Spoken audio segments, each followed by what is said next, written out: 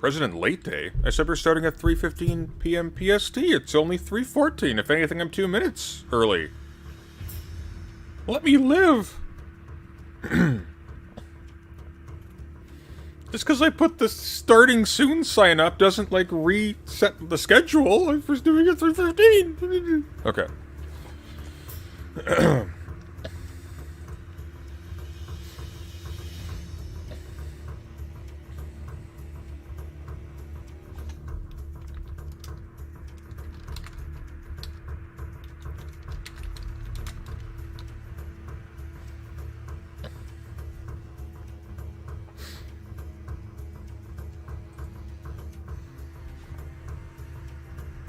Alright, give me 1 sec. I'm just sorting out a thing, and then we'll get into it.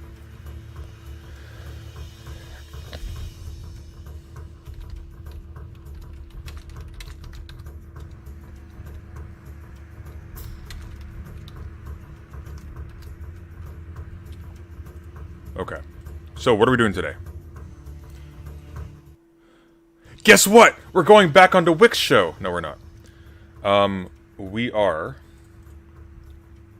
looking at... Where are you? Yeah, there we are. Okay, It's brilliant. just... Shh, nobody likes you.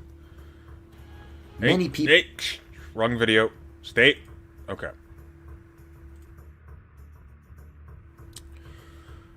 As I was saying before, I was rudely interrupted by fucker Tarlson.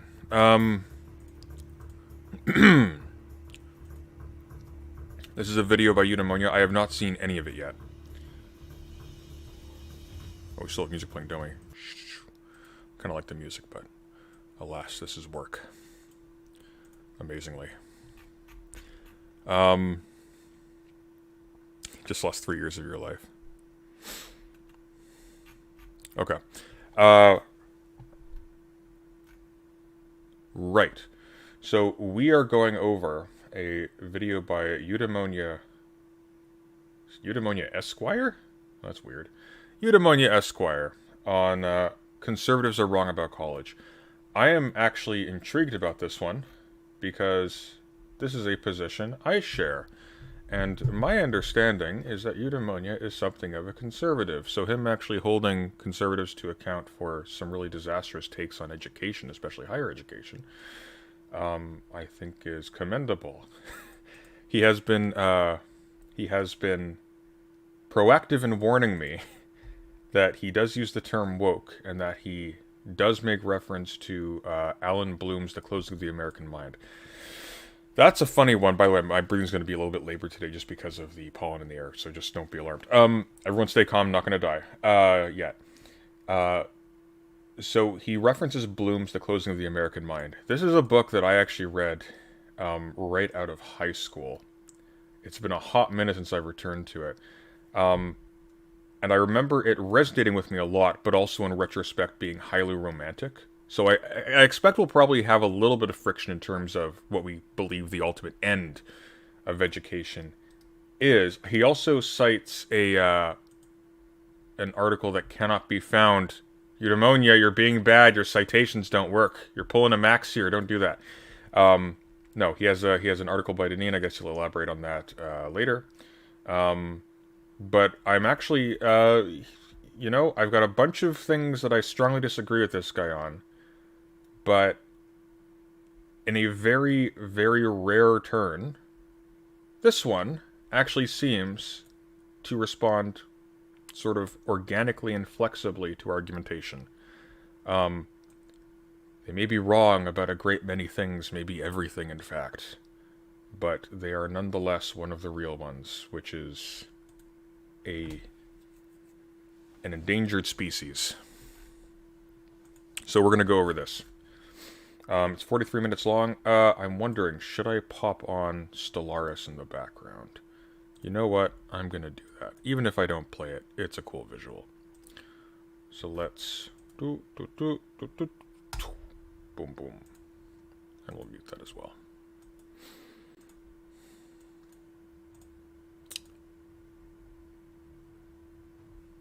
Oh, what am I hearing? Why am I hearing music? I just muted you. No, don't play music. Stop it. Hey! The megaphone is red. How dare you? Okay,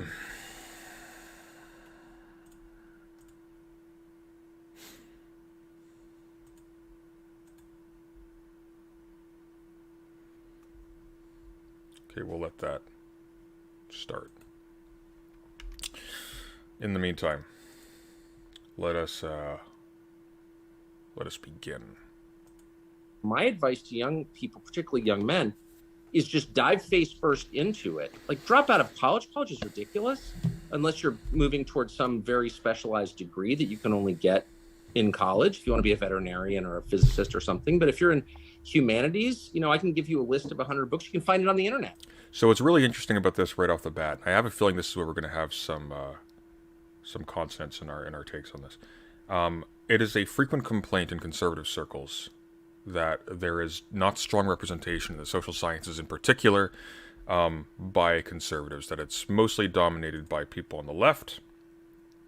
Let's just do a random thing. Let's just do completely random.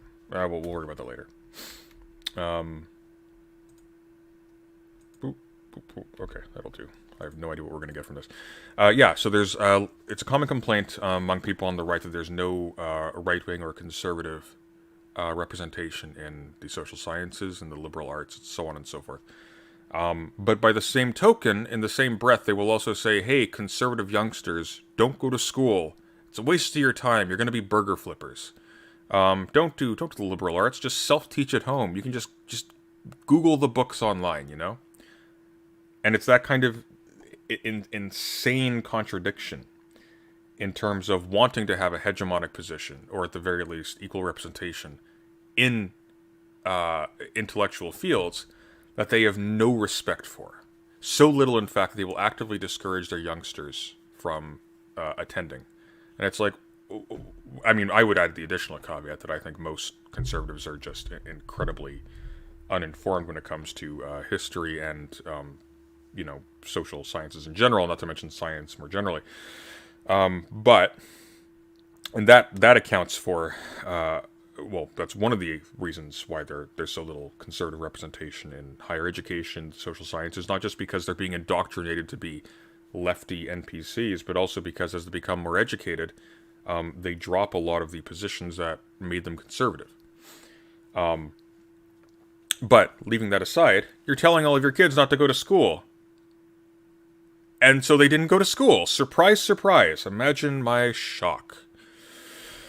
Do you have a favorite species build in Stellaris? I'm flattered that you think I'm competent enough at Paradox RPGs or strategy games to even have a preference in anything. And you'll be better educated than you would be at whatever stupid college you go to. So, first things first. That man went to college.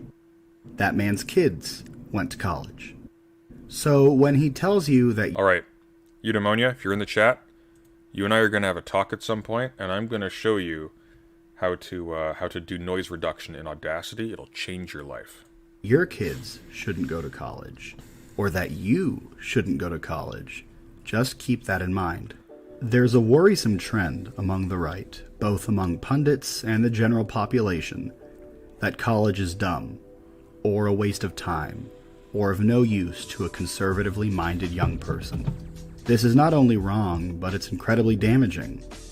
And if you don't believe me, here's a sampling of some tweets. I think you'll get the idea. Elijah Schaefer asks, what year and semester were you in when you woke up and realized college was a scam, and most of your professors were idiots with useless papers? Dave Rubin says, I was also a poli-sci major, and I came out of college as a progressive. Shut them all down. From Steven Crowder. I don't necessarily believe college is providing a valuable service to people. I think many times you come out dumber. College is a scam. And then we have Matt Walsh, who in particular is on a crusade against college education. What's 100% a total scam, but we still accept it in society? To which Matt Walsh replies, college. Walsh has also said, there is no good argument for going to college right out of high school. It's insane that we encourage it.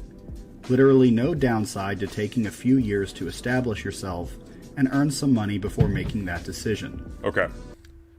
I hate to say it, but this isn't wrong. Okay, it's actually perfectly fine.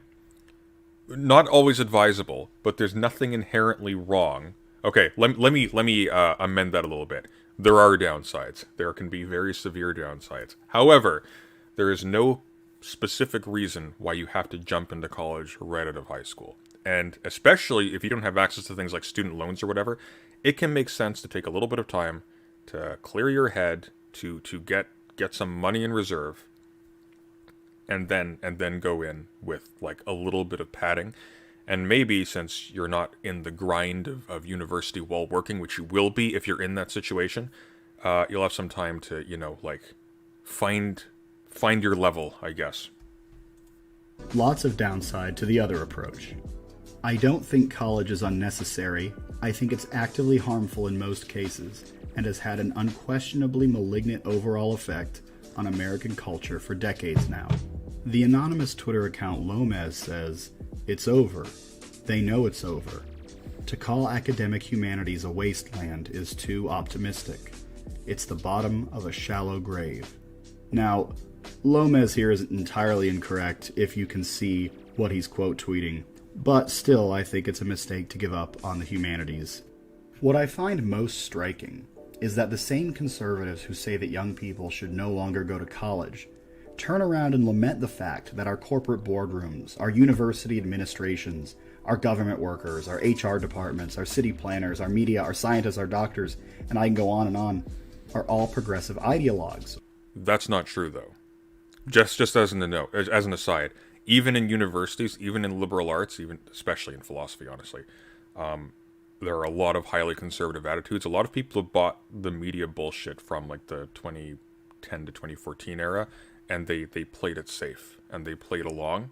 But behind the scenes, a lot of people who didn't like fit into a lot of like traditional norms, they were heavily pressured and squeezed out from university departments across the gamut.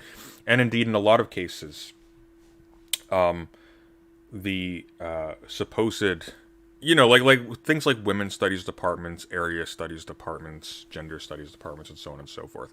These are often taken, and sometimes they are, as a sign of the university itself taking on a more progressive slant. But sometimes, very frequently in fact, often behind closed doors, these are essentially the result of negotiations between oftentimes staff that have sometimes been wronged by higher ups, and a condition of them sort of settling is put this department in, put such and so in this place.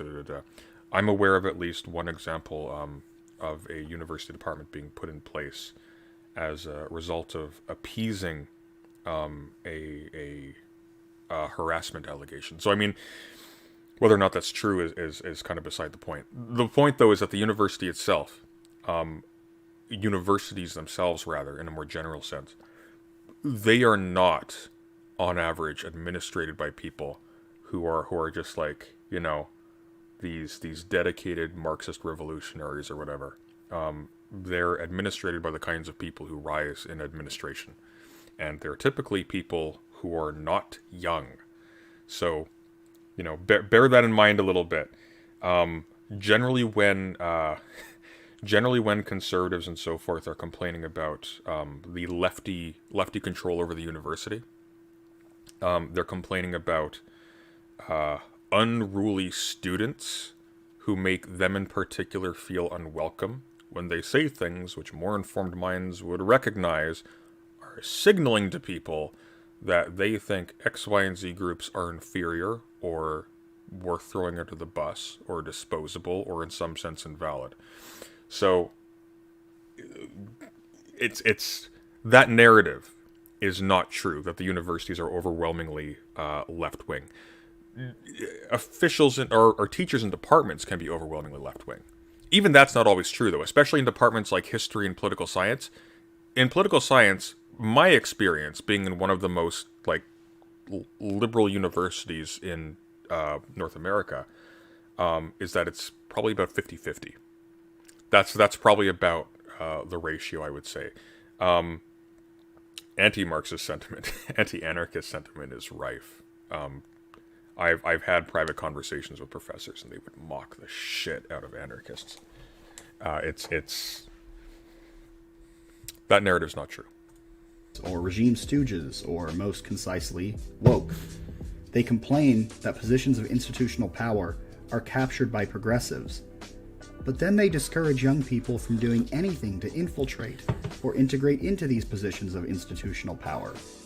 If you don't like that HR departments and mid-level corpos are all progressively minded stooges, then why not work to get ideologically sympathetic people into these positions instead?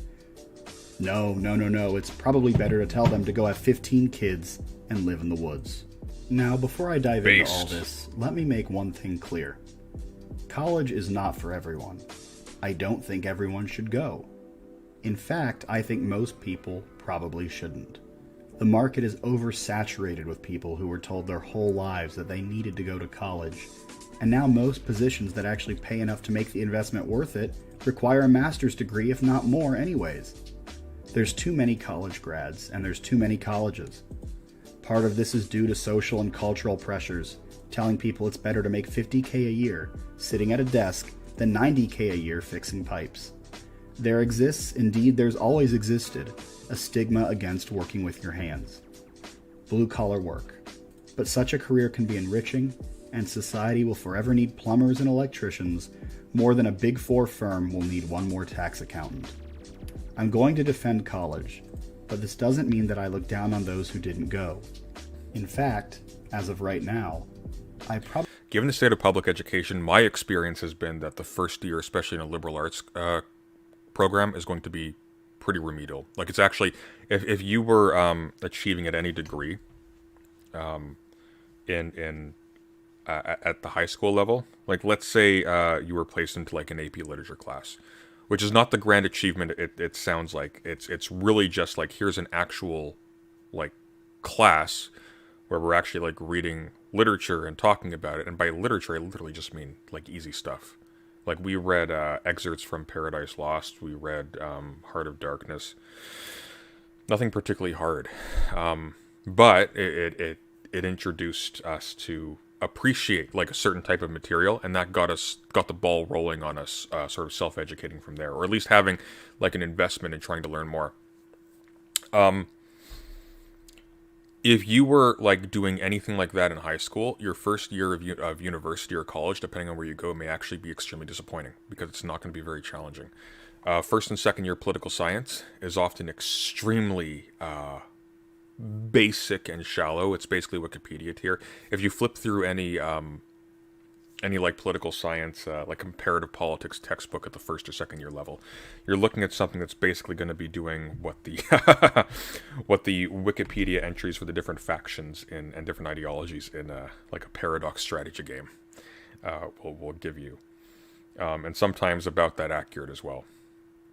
So I would counter this statement just by saying that I think it's important even for our plumbers and so forth to actually have like a basic level of education and like the thoughts and ideas that kind of drive decision making, as they still do engage in democratic politics, and they vote and they talk with each other, and their say is also important. But I do agree with this sentiment though, that no, the average person doesn't need to do a 4-year degree. I think that's true, especially when you go beyond 4 years. Depending on how long this goes, I might juxtapose this with a video by Cass Arris where she talks about the way in which she was delayed in finishing her graduate degree. I think it might have been her PhD. Can't quite remember, but some graduate degree. Oh, excuse me. I guess it'd be a postgraduate degree. By a supervisor who was just, abusing his power. He didn't like certain students, and so he used his discretion as the person who was vetting whether or not a dissertation was fit for defense or not, or publication, to keep people in limbo forever. I think the video is called Learned Helplessness. We'll see how long this goes. I might look at that another day. Or maybe not at all, we'll see. But that's a very common experience. And even if it's not malicious, even if it's just pretentious, there are a lot of people who are embedded in these institutions, who, for the sake of some like weird fantasy about what is proper or what is preferable, or their own preferences, just unexamined, will make life hell for students who are just trying to get through and finish. And leaving aside the fact that grad students in particular, in many universities, not all, some of the more funded ones, this isn't the case, but in most mid to like lower tier institutions will be worked like slave labor. They'll do all the marketing, they'll do the administration, they may even have mandatory duties to pull in like extra academic stuff. Maybe they're responsible for student union things. I know someone who has to deal with a lot of that.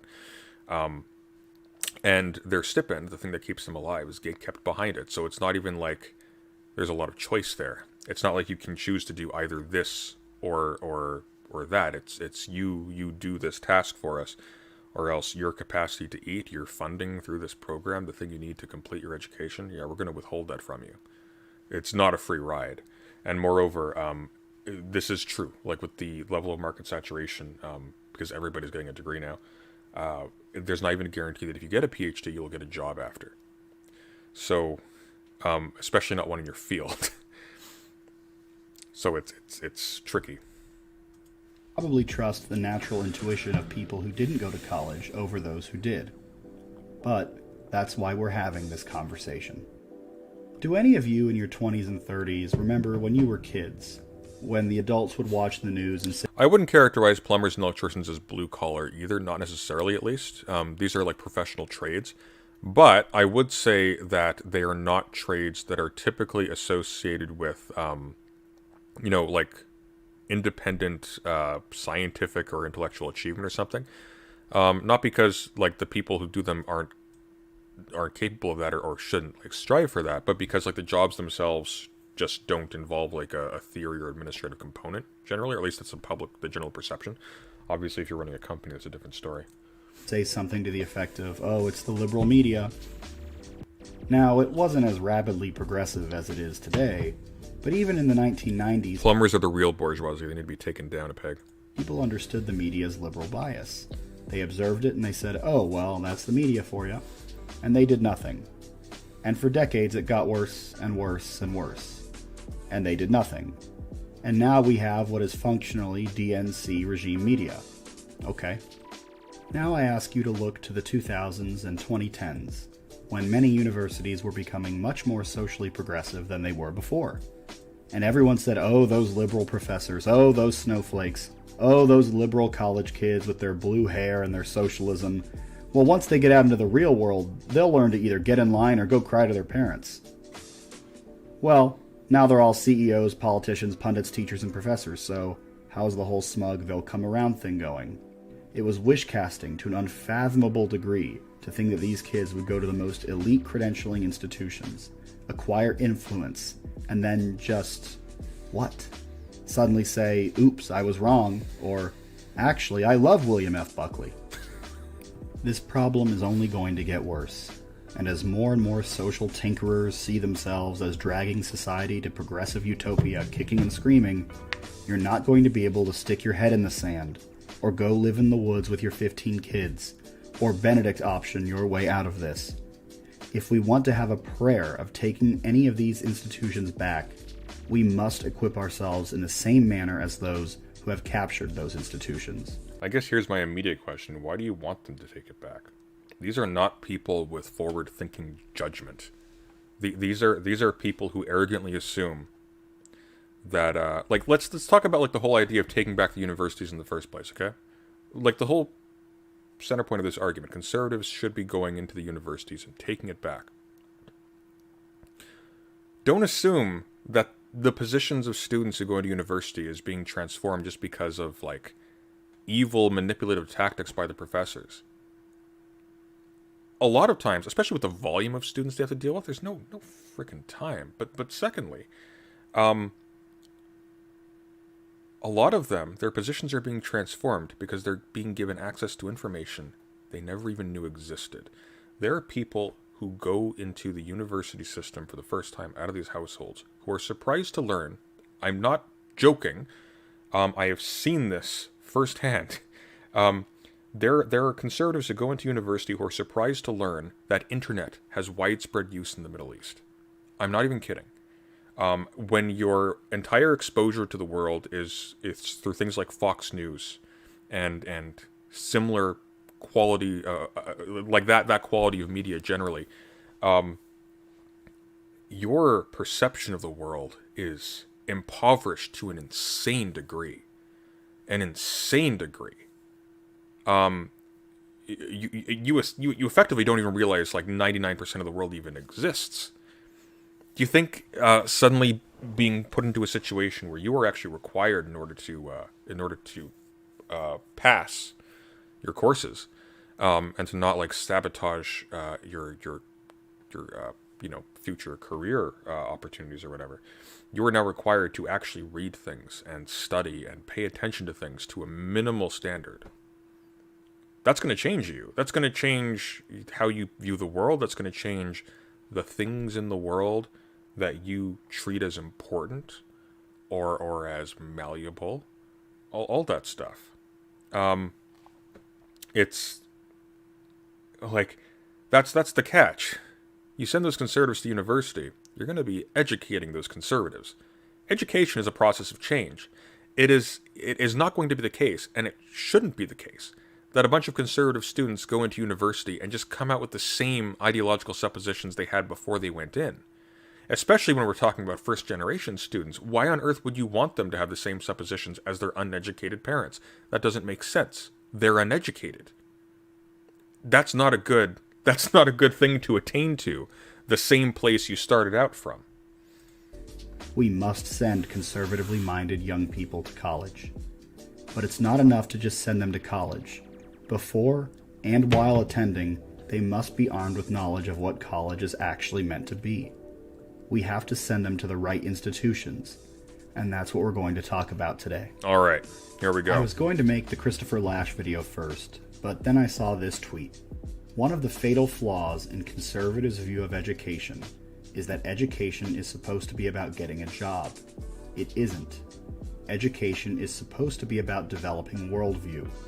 Liberals understand this, and that is why they are winning the culture. Okay. This is and it isn't true. The purpose of an education is to educate. The question is, what are you being educated for? If you're in philosophy, you're being educated to do philosophy. You're not being educated for a career or a job. If you're in engineering, you are being educated for jobs. You can also like take part in like theory and research vocations and things like that. Why is my light flickering? That's a little nerve-wracking. I wonder if the wind's picking up. Anyways. I'm watching you. Anyways. If you're in literature, you're not being educated for a job. You're being educated to be able to make positive contributions to our understanding and technique of literature. History, not necessarily for a job. Could be deployed for a job, but not necessarily for a job. You're being educated to understand history, to have like an account in the back of your head of why things are the way they are, why and how they have happened in the past. And so the goal then is to contribute to like aggregate human knowledge, stuff like that. Liberals do not understand that the purpose of an education is not about getting a job. In fact, it is very much a bunch of liberal positions that have lent to a lot of attitudes in universities that have sort of split the departments into, departments, I guess, that have split the university into these specialized focuses that rarely intermingle. So you have people in like engineering and computer science and stuff like that who have an extremely impoverished education outside of that area. Likewise, you have people in political science, literature, etc., who are completely uneducated in other areas, mathematics, computers, economics, whatever. And that's a problem. And that kind of vocational focus it's a liberal holdover. It's mostly a new liberal holdover, but it's a liberal holdover.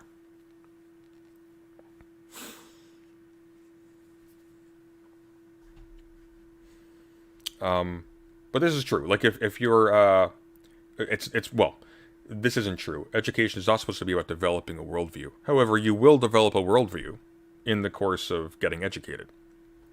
Hopefully, it's not static. Hopefully, you retain the ability to be educated further later on. But, like, as a result of being exposed to information you've never seen before, as a result of being exposed to information you've seen before by someone who has superior knowledge of the material, you're able to see that in new ways, your worldview is going to change really radically. Liberals are not winning the culture. Liberals already won the culture. The liberal state is predominant.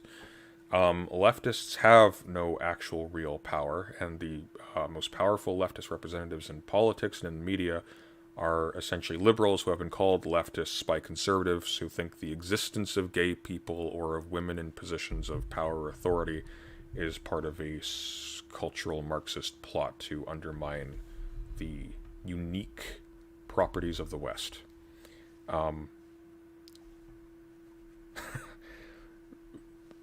This is not so. This tweet is absolutely right.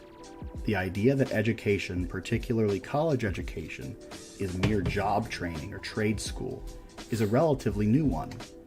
Throughout much of history, people understood education to be the process by which a person freed himself from the things that made him no better than a beast, his passions, his appetites. Education was meant to elevate man above his bestial nature into something better, something more.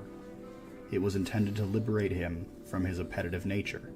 College today is in a dire... That is, okay, my dude, that is very Aristotelian language, and here I gotta push back a little bit. So, for Aristotle, education is absolutely important, but philosophical education is not appropriate to the average citizen. He's very particular about that. It has its own virtues. He compares it to the virtue of a god, contemplating, like, the higher things that are beyond the human or whatever. But in terms of educating a citizenry for public life and to be a useful and virtuous citizen, the education you are getting is not going to be the kind of education you get in the liberal arts.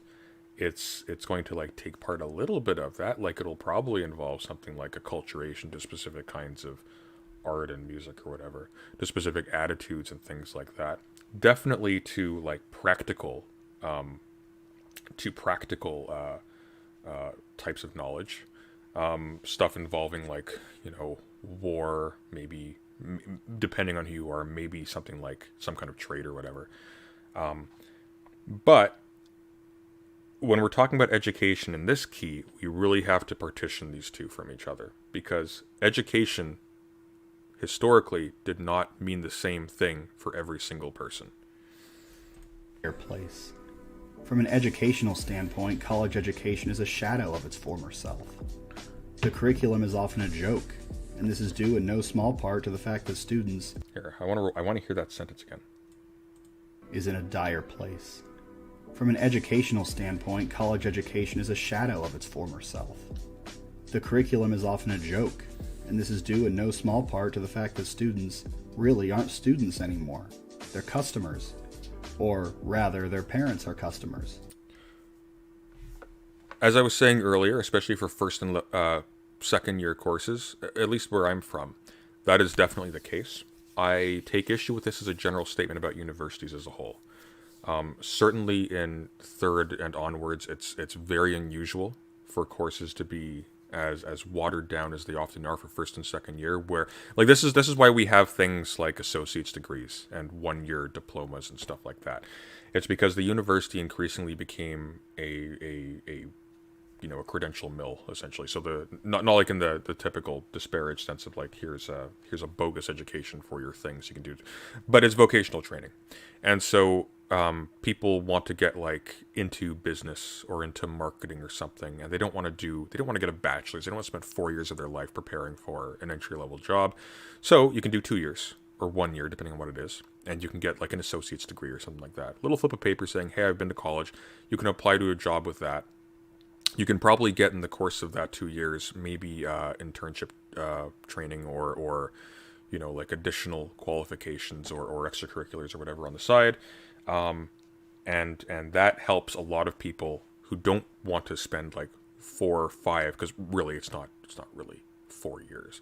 The curriculum is typically, or not the curriculum, but the way colleges are designed is typically to take about 4 years for a bachelor's. But that's assuming a lot of variables, like for example, no burnout, no travel, no work is a big one. It's basically impossible to do a full course load while you're working part-time. Actually part-time. If you're working like 1-2 days a week, maybe you can swing it. But like if you're traveling to work and then traveling to school and then working for 28 to 34 hours in a week, if you can get by on that, you're hooped. You're gonna sink. You need to lower your course load. You need to probably take 3 or 4. At that point, you're looking at 5 to maybe 6 years even for a bachelor's degree. And that's not uncommon at all. I think that might be the norm at this point. So as a result of this, in order to get people through, first and second year courses have become extremely simplified. Not critical, not challenging, very low workload. It's really only in STEM fields where you'll have like the same kind of rigorous, like day by day training and testing that, like your last couple of years in high school, maths or sciences will put you through. If you pay full tuition at a private university or an out-of-state public university, you're paying around $250,000 for a bachelor's degree. With this in mind... Unless you're somewhere where the university is subsidized, in which case, what are you paying? What did I end up paying for my bachelor's degree? Let's break down the math here a little bit. So I want to say about $8,000 a year. That's probably about right. That's not taking into account like travel costs, food costs, etc., etc. I want to say about 40,000, 45,000, about. I could sure use $45,000 right now. Let me tell you. Country clubization of colleges is no mystery. Look at the gyms, the food courts, the on-campus restaurants, the dorms. It's a country club, a health spa, a golf course. But is it really a place for learning? Well, let's continue with the theme of college kids, or their parents, being customers. If someone is shelling out $250,000 to be there, are you, as a professor, really going to give them a C? The better question, perhaps, is will the university even let you? Is the university really going to fail the kid out due to poor grades? No. Even professors that want to give lower grades, who see grade inflation as a problem, are forced into this uncomfortable non-aggression pact with students and their parents, unable to give grades much below a B+. If you... Pippa says UK tuition fees are about $30,000 for a 3-year degree. What's a 3-year degree? That's interesting. The UK does stuff differently. I'm not up to speed on it. Give this type A box-checking kid a B or B- or God forbid a C, get ready for the influx of parent emails as if this is still middle school. Where I went to college, you needed about a 3.7 GPA to even graduate cum laude. In the 1980s, a 3.7 would have gotten you magna, if not summa.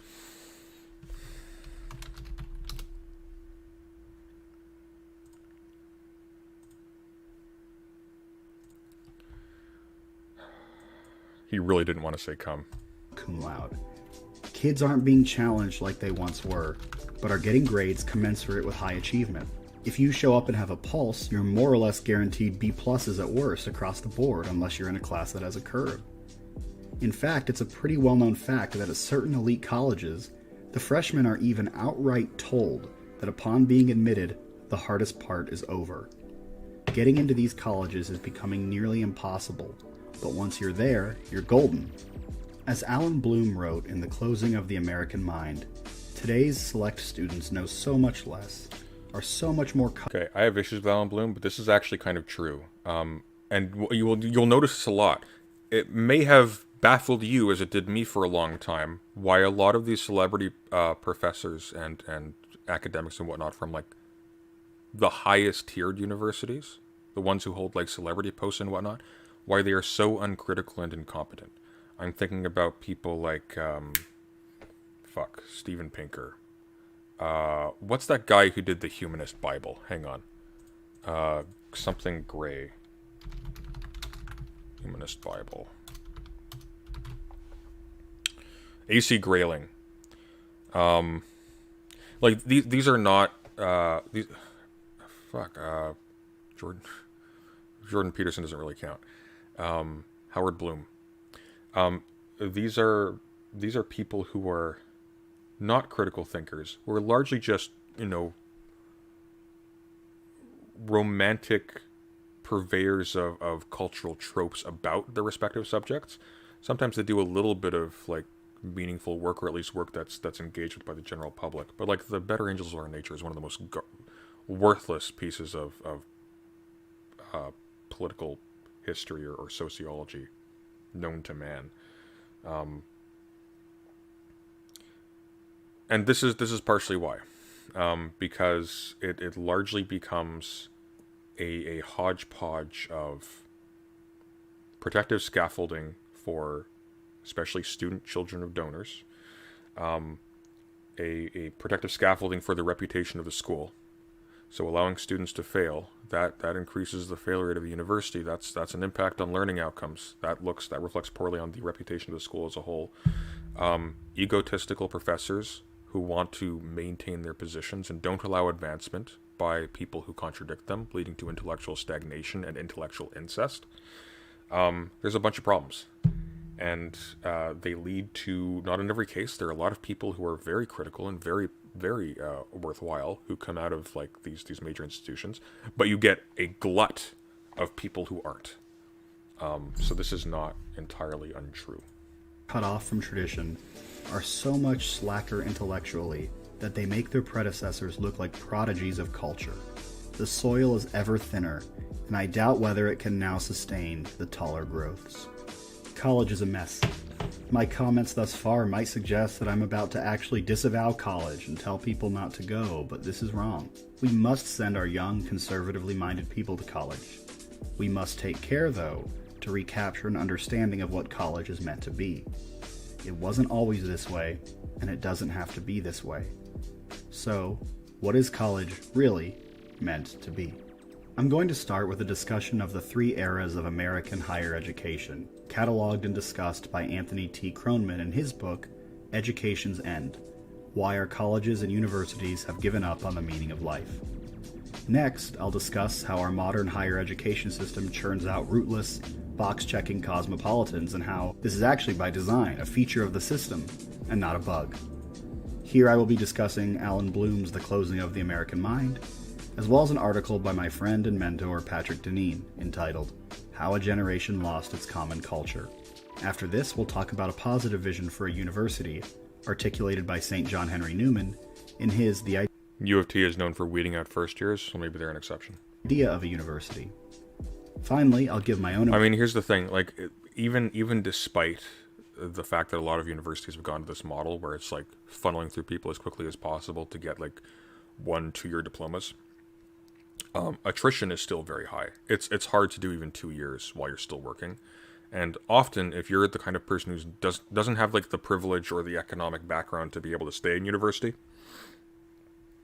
for an extended period of time, or you don't have like parents who are willing to support you through that, because like for a lot of people, they don't just have the option of, staying at home. A lot of people have to go like pay rent in addition. So they don't even have the option of working really part-time. The attrition rate for first and second year students is going to be, I would say like about 80% of the people I knew in first and second year were gone by third year. Impressions in light of what we discussed, and explain why there's still hope, why conservative kids should be going to college, so long as they attend the right ones. So let's start with a book called Education's End: Why Our Colleges and Universities Have Given Up on the Meaning of Life. This book, written by Anthony T. Kronman, was published in 2007. Kronman is a professor at Yale Law School teaching subjects such as contract law, bankruptcy law, and jurisprudence. But he also teaches undergrads in literature, politics, philosophy, and history.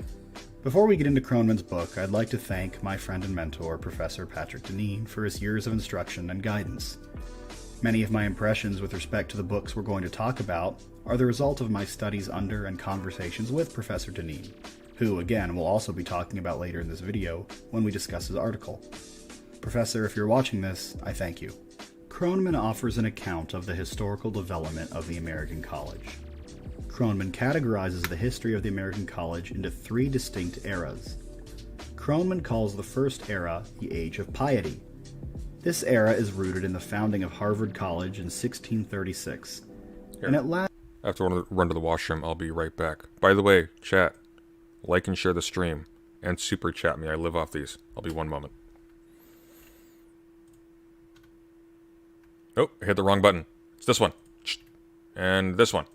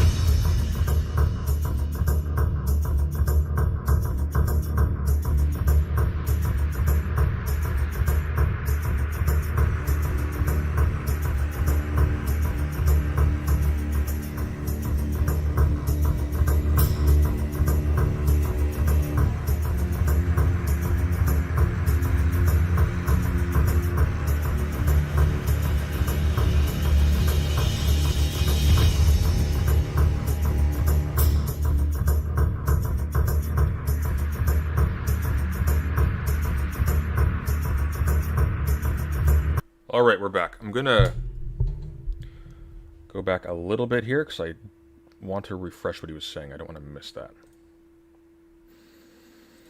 Thank you. Kroneman offers an account of the historical development of the American college. Kroneman categorizes the history of the American college into 3 distinct eras. Kroneman calls the first era the Age of Piety. This era is rooted in the founding of Harvard College in 1636, and it lasts until about the time of the American Civil War. Characterizing this era is the presence of religious colleges at which young men, women didn't really attend college during this time, were instructed to comport with religious, usually Christian Protestant, conduct. As Kroneman notes, it was the goal of these colleges to create men of a certain kind, Christian gentlemen who conducted themselves as such. The colleges during this era tasked themselves with cultivating the souls of students. These colleges did not conceptualize themselves as vocational institutions, trade schools, concerned with postgraduate employment. Rather, the Age of Piety prioritized character formation and the cultivation of the soul, as these concepts corresponded to the school's religious affiliations. Indeed, back then, almost every college was founded by a religious order, usually Protestant in America, and the aim of these colleges was to bring up young men in the particular faith tradition, that is, to make you a good Episcopalian, for example. Your studies were focused on Greek and Latin and the Bible. If you were at a Catholic school, you'd read Aquinas and Augustine too. The goal really was to shape young Christians. There didn't exist any sharp distinctions between faculty and administration, that is to say, the professors also ran the school and generally lived on campus. The faculty were generalists, and there was not a sharp distinction between the disciplines. Following the Age of Piety was what Kroneman calls the Age of Secular Humanism. The Civil War and the rise of industrialization really gave way to this era. and this era lasted from roughly the American Civil War to the mid-20th century. This educational era, which arose from the emerging sciences, both natural sciences and social sciences, also resulted in a growing distinction between science and morality. Secularism and specialization grew to prominence due to a greater emphasis on a sense of objectivity, while questions related to the soul or the meaning of life persisted largely only in the humanities. This had a profound effect on the organization of the university, and we saw the real beginning of the graduate program as we see it today. Programs became populated with specialists, and the goal became to really antiquate yourself, to discover more than, to challenge who came before you. While during the age of piety, professors were trying to create a generation that looked like them, more or less, during the age of secular humanism, professors were trying to create a generation that challenged them. The humanities attempted to retain some of the elements of the age of piety with great books programs, but these programs didn't really embody an organized curriculum anymore. Instead, students in such great books programs were just handed a pile of noteworthy books to read, without much connecting them. The curriculum no longer embodied a cohesive, instructive worldview that these educational institutions once professed. The colleges held on to these old, noteworthy books almost as a sentimental matter. They recognized, or they intuited, that these books were once important, but they didn't know what to do with them. It would be like finding an old heirloom in your great-grandparents' house and holding on to it even though if you saw it at an antique store, you wouldn't give it a second look. This is what we've done, Cronin posits, to Homer, Shakespeare, Aristotle and Aquinas, Dostoevsky, Tolstoy, Nietzsche, Heidegger and Kant, to every author you associate with the greats of fiction and philosophy. They became heirlooms. But, at least during this time, we still respected them even if we didn't really know why. We just grabbed all the old big names and threw them together, calling it the Western tradition. But this Western tradition wasn't really a tradition at all. It was a confused hodgepodge, just reading these books without care for how they should be read together or otherwise contextualized. It resulted in a deeply subjective and individualistic understanding of what truth is. Students were now on their own and just encountering great books and making their own determinations. To many, this might sound freeing, but in truth, it was anything but. The third academic era described by Cronin, and the one currently... By the way, I have a critique that's a little bit related to this one, of the way in which even my education was handled.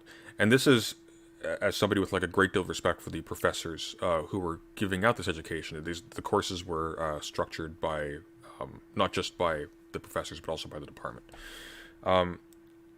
So I've talked about this before, but one of the things that happens when you go into political science is that at some point you have some kind of survey requirement. Typically it'll be ancient political thought through to medieval political thought. And so for my degree, I had to pick one of three courses that were originally one course. It was Political Science 300 A, B, and C. In A, Ancient Political Thought. Now, what was included in that was a little bit up to the professor's discretion, but always was Plato's Republic, Aristotle's Politics, and maybe one other thing, or maybe 5 other things. When I did it, my professor was just nuts about how much he laid into the course, but he was also like fantastic. He's one of the reasons why I stayed in political science. He assigned us Plato's Republic, Aristotle's Politics, the Treatise on Law from Thomas Aquinas, the City of God from St. Augustine, which is mammoth, even the abridged version we were reading. And then afterwards, the abridged version of the Muqaddimah of Ibn Khaldun, which is also, by the way, mammoth, even in abridgment. That's insane. I've seen other professors assign Plato's Republic, Aristotle's Politics, and the City of Ladies or something like that. I've seen some of them assign Al-Farabi. I've seen Al-Farabi be assigned. There's a short, slim volume, which I think I own, actually.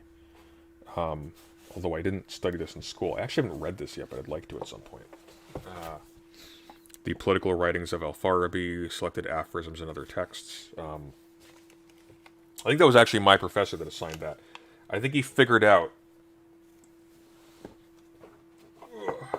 I think he figured out that assigning a 500-page text for the last 2 weeks just doesn't really work. Um, but that's how that will go. You get into political 300B, and once again, like the first couple are usually pretty par for the course. You will always do Hobbes. You should be doing Machiavelli. You may do Rousseau. You may do Kant. You may do John Locke. We skipped John Locke in mine. I had to read that by myself. We did when I did it, we did Machiavelli's The Prince, Thomas Hobbes' Leviathan, the first and second inequality essays by Rousseau. I think we did portions of The Social Contract, and we did some of Kant's political writings, and that was that. For the tail end of that, 300C, God only knows. It can start with Rousseau, it can start with Kant, it can exclude both. Sometimes you'll get like John Stuart Mill, Gandhi, bit of Marx. So like highly varied. But as a consequence of this, a lot of people go through university and their only exposure in political science to political theory is to ancient Greeks and medievals, which is a problem because that's now going to slant the political thinking of students, despite the fact that all of these translations and their attendant notes are going to be by modern commentators. That's going to slant them towards an approach that prioritizes these views on things, the methodological assumptions undergirding their approaches. And so you have a lot of people who will go through university and will remain Aristotelians, unoblivious to the actual manner in which Aristotelian approaches to political thought were unseated after the fact, or what they were contingent upon, because a lot of modern critical work actually looks at what did this notion of eudaimonia, not pointing fingers at anybody who may be in the audience, what did this notion of eudaimonia actually assume about the relationship between the human condition and the polis as a particular configuration of community, which we know archaeologically and critically is a highly contingent form of community that needn't have actually taken place at all. In fact, by the time Aristotle was writing about it, it was essentially dissolved as the primary unit of political association in the ancient world, in that part of the ancient world, because it didn't really obtain in many other places at all. Like that gets a little bit tricky. You're really going to now start orienting politics or political thinking, political goals, around notions of virtue that assume a specific configuration of life that just will never replicate again. That maybe was the result of romanticization even at the time they were first articulated. Maybe not.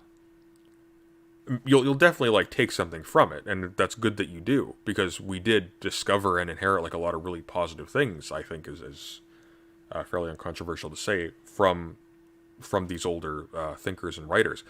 But they shouldn't be dictating the limits of your thought. And I feel like a lot of people go through university being only exposed to these. They have romantic notions as if everything afterwards simply missed the point or was some kind of cultural corruption. And they just stagnate. You get Bogardist types from that kind of approach. Or like people like, what's his name? Edward Phaser. People like that. People whose engagement with modern thought is just to disparage it as being shallow and vapid and morally corrupt without ever really understanding it. Dictating the actions of modern American universities is the age of the research ideal. This era, according to Kroneman, is defined by the rise of the modern research universities and professors who predictably derive much of their value from the ability to produce and publish original contributions with a high enough frequency so as to maintain their own reputation and that of their employing institution, or the university. This era has led to the rising tides of specialization between departments within a university, leading individuals, particularly graduate students, to conceive of their disciplines as entirely separate and self-contained. Attempts at moral instruction have by this era completely vanished, and emphasis on undergraduate education has been in large part rendered subordinate to that of the graduate, professional producing level. It is under this research ideal that American universities have altogether lost their direction, disservicing students as well as society. The hyper-specialization within modern universities, coupled with an ironically dogmatic opposition to anything perceived as dogmatic, which manifests itself as an ideological worship of some notion of objectivity or empiricism, has created a student body and young citizenry composed of amoral worker ants. Okay, I don't like that characterization, but the description of the compartmentalization and hyper-specialization of the university is apt. This is actually something that Max Weber pointed to.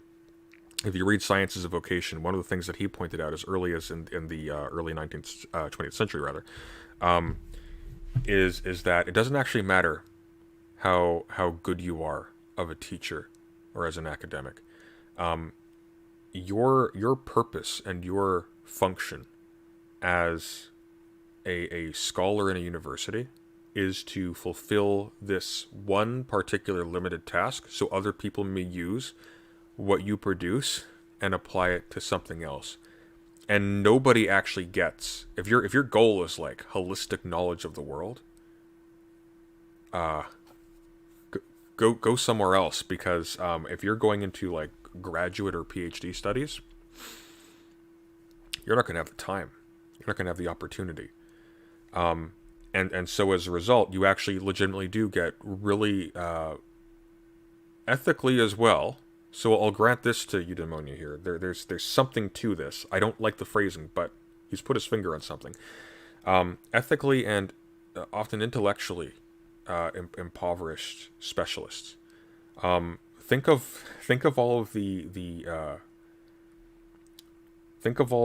comp sci bros who are just working on these little like AI projects, not even thinking about what this actually is going to do to the people around them 5-20 years down the line, maybe even right now. We already have a situation like this, which is horrific to me, where students are writing papers using AI assistants, and they are fabricating sources that seem plausible. I mean, how long until one of these makes it into a journal? It's distinctly possible. Somebody's not doing their due diligence, something slips in. Maybe it's never caught. Maybe it's not caught for a while. Who knows? Terrifying. I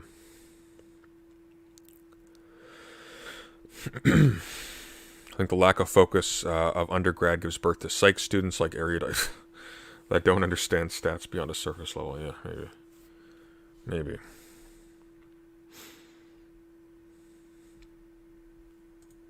If these individuals have discernible values at all, they can be best described as those adhering to what Notre Dame sociology professor Christian Smith calls moralistic therapeutic deism, discussed in his work, Soul Searching, The Religious and Spiritual Lives of American Teenagers. That is a terrible cover.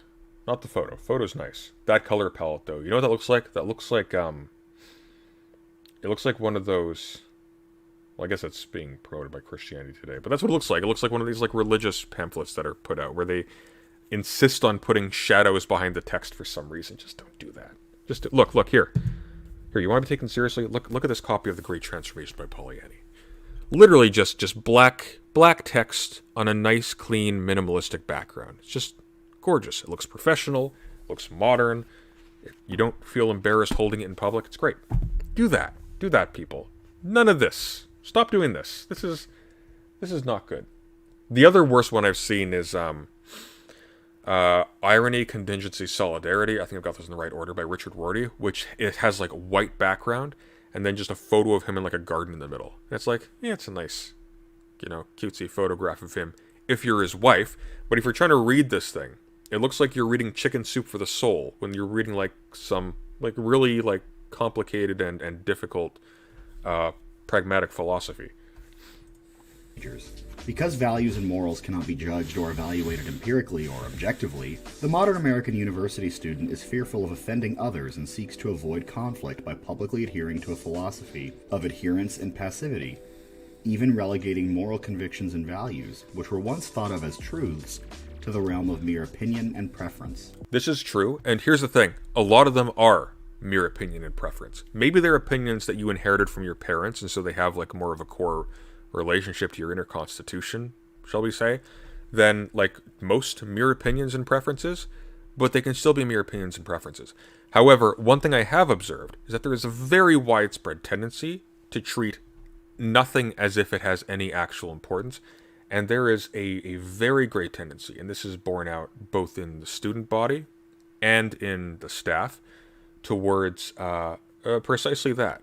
I was talking with Brooks last night about a similar dynamic in media where people are in his language, they're toxically kind or pleasant to each other. Something like that.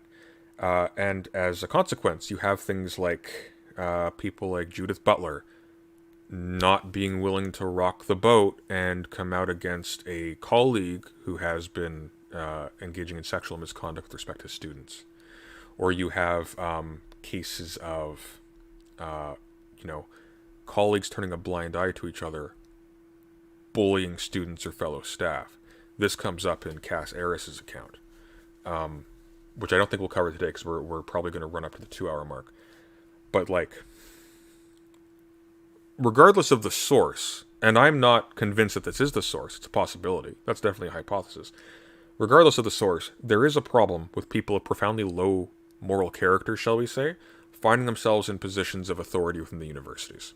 And this is one of the reasons why I'm actually going to disagree a little bit with his thesis here. I think it's important to seek out instruction and like an education beyond the high school level, regardless of your profession.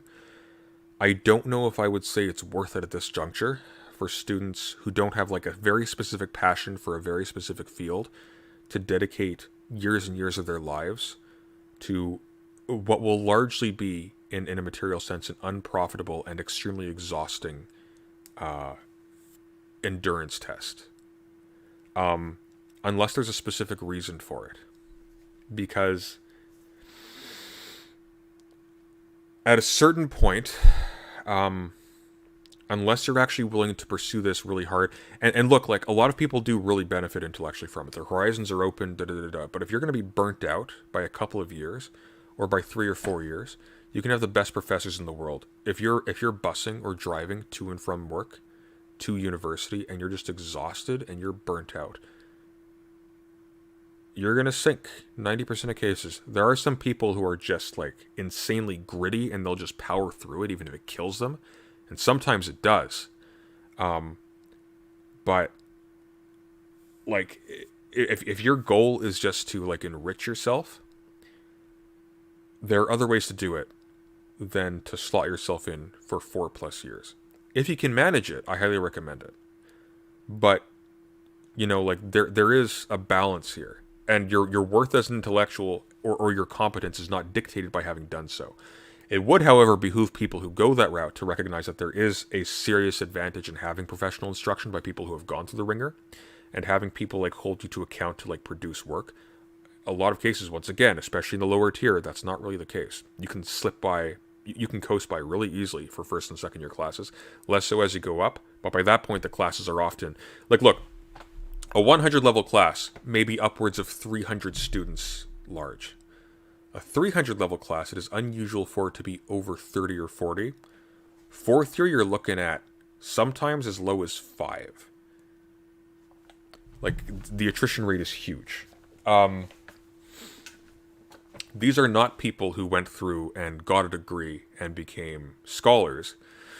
These are people who went through, often tried their hardest, may have actually been the smartest person in the room sometimes. Definitely a lot of the people who dropped out were way smarter than me. Who just couldn't swing like the material reality of there's not enough hours in a day. At some point you need to sleep and have a life and make money.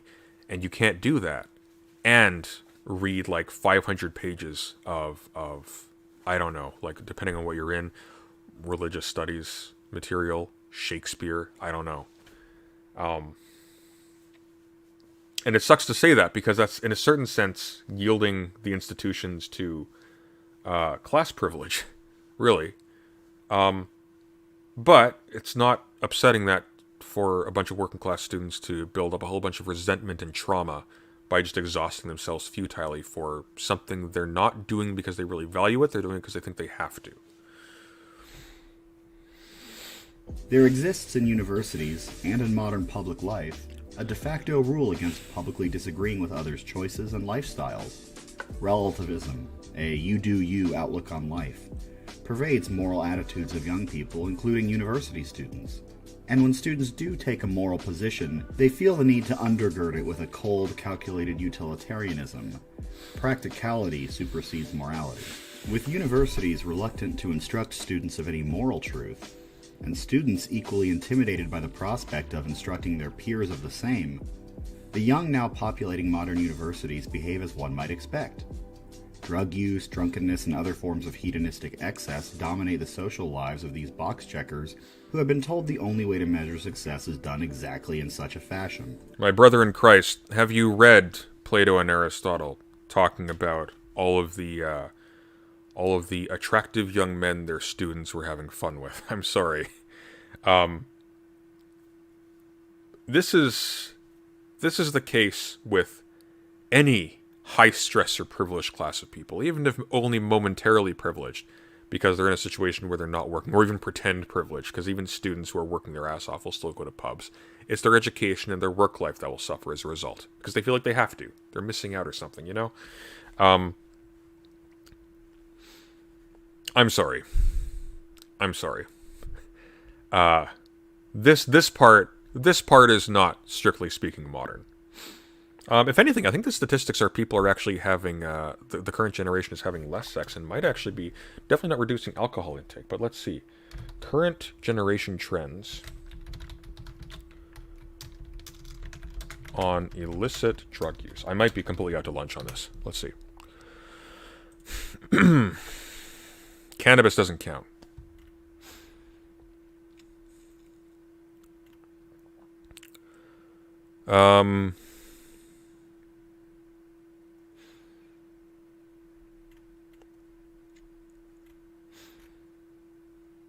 I know they were saying that that people were having sex a lot less.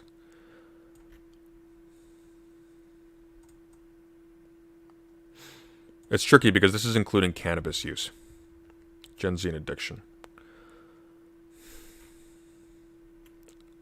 Well, in addition to most addiction starts in the teenage years. It's not begun in college. If you're drug free by the time you start university, you may very well just not get a habit at all. I didn't try my first edible until last year, as a matter of fact.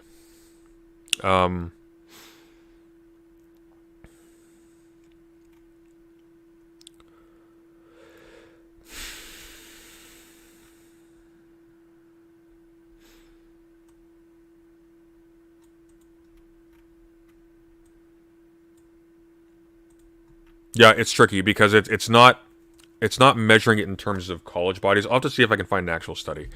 But like in addition, President Sunday, what's it like going red pill? Oh, it's awesome. Getting all those Destiny dollars, it's amazing.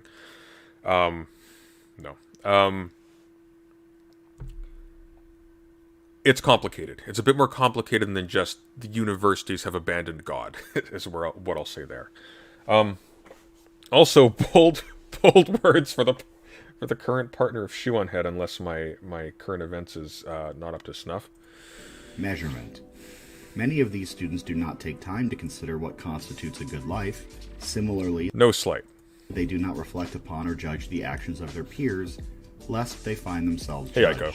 Furthermore, the emphasis upon specialization within the modern university detracts from the concept of oneness found in Kroneman's Age of Piety, and at least attempted in the Age of Secular Humanism.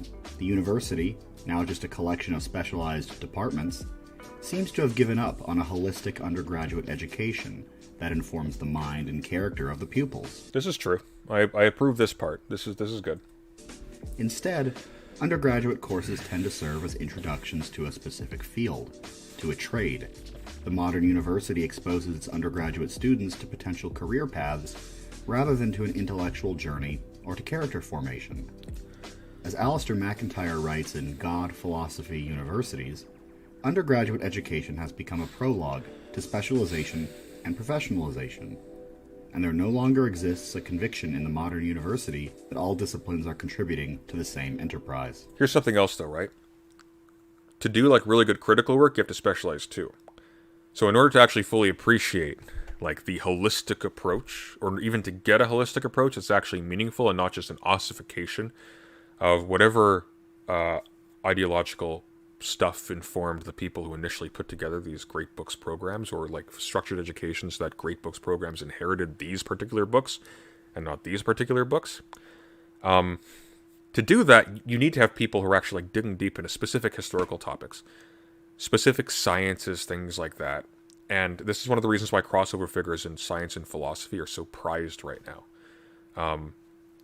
Or people who are in like philosophy and technology. Like the digital humanities is exploding. AI stuff is pulling a lot of people from philosophy. Not as many as it should. It's definitely not emphasized as much as it should, but it definitely is. Yeah. How did PS get his Empire's Border to match the subject video? I am Sunday, that is how. The university, which once had a clear, unifying, universal aim, hence the name university, is now a multiversity, with disparate, attached, untethered departments having nothing to do with each other. A multiversity. The faculty's conversation partners are outside of the university. Instead, they're specialists at other universities. That said, there are course requirements that do involve some cross-pollination. So, for example, pollination. I think it's pollination. So, for example, if you go into political science, you will have a stats, a history, a science, maybe a math requirement. Maybe that's implied if stats requires math.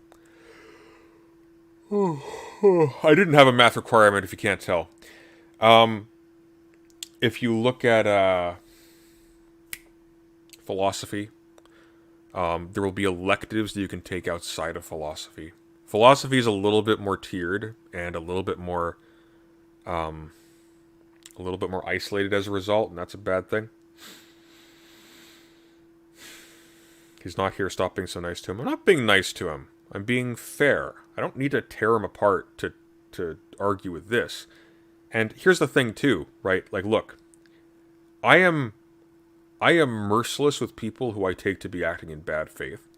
I disagree with Eudaimonia probably a lot more than I disagree with a lot of people that I've actually fought with pretty viciously. But I think he's being good faith. This is not a hack piece. This is a piece from a particular point of view that I disagree with.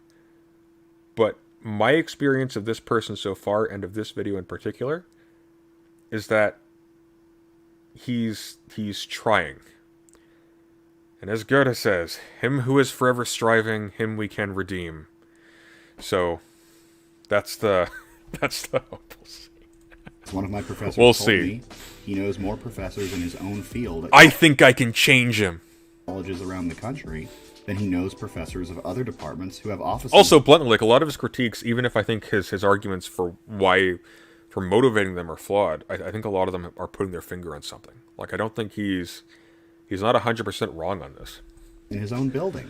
Specialization and even sub-specialization becomes the way professors contribute to knowledge, get their names on the map. The professors who teach at the undergraduate level see themselves as specialists within a discipline or subdiscipline. Our professors are limiting their attention to a single segment of human knowledge, and this devalues and demotes the generalist. It just makes him a dabbler. Similarly, the role of the humanist, the philosophy, theology, political theory professor... Well, here's how I would put it, right? And let's go back to Aristotle. Young student shouldn't be like a jack of all trades. The young student should be a student for a very long time. It's when you get old that you should be like, you know, the polymath who knows everything. And that's generally actually the case. And the work of a lot of young philosophers that becomes prominent often becomes juxtaposed unfavorably against their prominent later work. Examples abound. They even will disavow their own earlier work. Nietzsche does this. Marx does this. A lot of Germans, as it turns out, probably because they write such ridiculously long books. But, like, I don't think it's necessarily the job of a student to be a well-rounded, like, public intellectual light.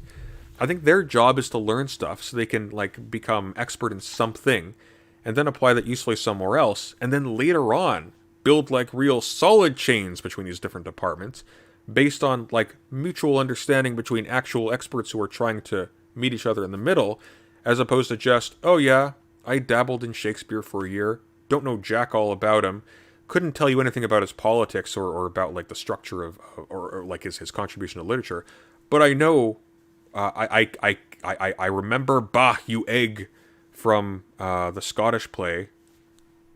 Like that's useless. I think it's actually okay for students to specialize a little bit. I don't think it's good for people to just kind of like abandon engagement with other departments or to engage in slander of other departments as a lot of people do. This is one of the reasons why I have a big issue with perspective philosophy. Because it's not just his approach to his field that I find distasteful, or sloppy, rather. He will disparage other disciplines where people are actually doing really rigorous and really serious work, and will train his audience, presumably those who take him at his word, to have contempt for whole fields of study that are immensely important and that are filled with people who are doing really hard work to try to benefit humanity, and he's undermining them for nothing. I think that sucks. But, allow yourself to get good at something first before you try to become good at everything. I don't think it really helps anybody for everybody to have a smattering here, a smattering there, and for there just to be a constant low-level hum of incompetence across the board.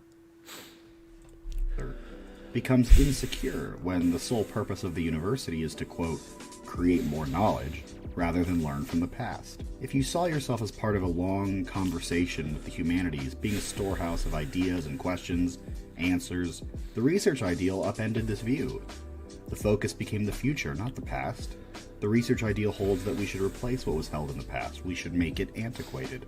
And now we start to see why and how the modern university falls to social progressivism. It's no coincidence that the research ideal and social progressivism came about at similar times. Because if you're a specialist, you know more about your topic. And so you know that conservatives are really, really, really wrong about what you're doing. Unless you're in engineering. They work hand in hand. As the humanities were forced... But sometimes, even if you're in engineering.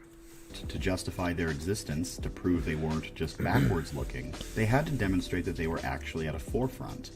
The forefront of justice, of progress. Well, Prez, evolutionary psych deserves some dismissal. Okay, judging from my experience of evolutionary psychologists, yes, but evolutionary psychology as an area should be really robust and interesting. Because obviously there's an evolutionary component in our psychology. Our psychology evolved. Our brains didn't come from nowhere. The modern university, animated by the research ideal, asked of the humanities, how are you contributing to progress? How are you helping us to replace the past? For humanities to survive, they had to answer that they were contributing to justice, to progress.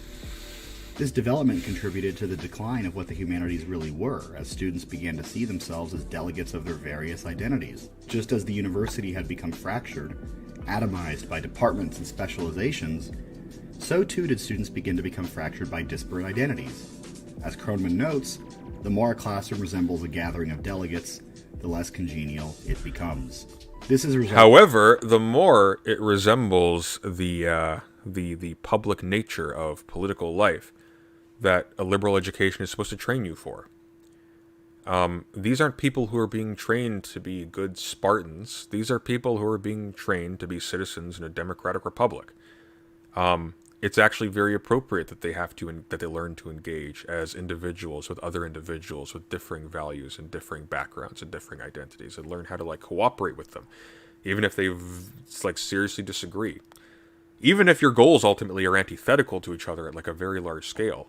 Maybe there is some level to which a democratic society or a pluralist society has a timestamp or an expiration date, just because at a certain point our goals overtake our ability to be able to engage with each other as equals in a pluralistic setting. Nonetheless, you're still dealing with those people for now. You need to be able to understand and engage with them in a non-destructive way that has some level of foresight behind it. Right? Even a conservative has to do this. Although if they try to do this, they'll learn too much and they'll cease to be conservative. Resulted in a crisis of the humanities. It renders the old thinkers to a category of unenlightenment or injustice, inequality, regressivism. One stands to gain or learn nothing from these works now. So now we have a university... That's not true. We learn from these works a ton. Maybe Eudaimonia's had a bad experience of it. I just don't know. Committed to research and advancing empirical knowledge on the one hand, and social progressivism on the other hand. These two cultures, the scientific undertaking and the humanities, seemingly have nothing to do with each other, but the modern narrative suggests if we accept the tenets of social progressivism, we can show how such progressivism was absent in the old works, the classics, the greats. This, then, results in a hostility towards what you study.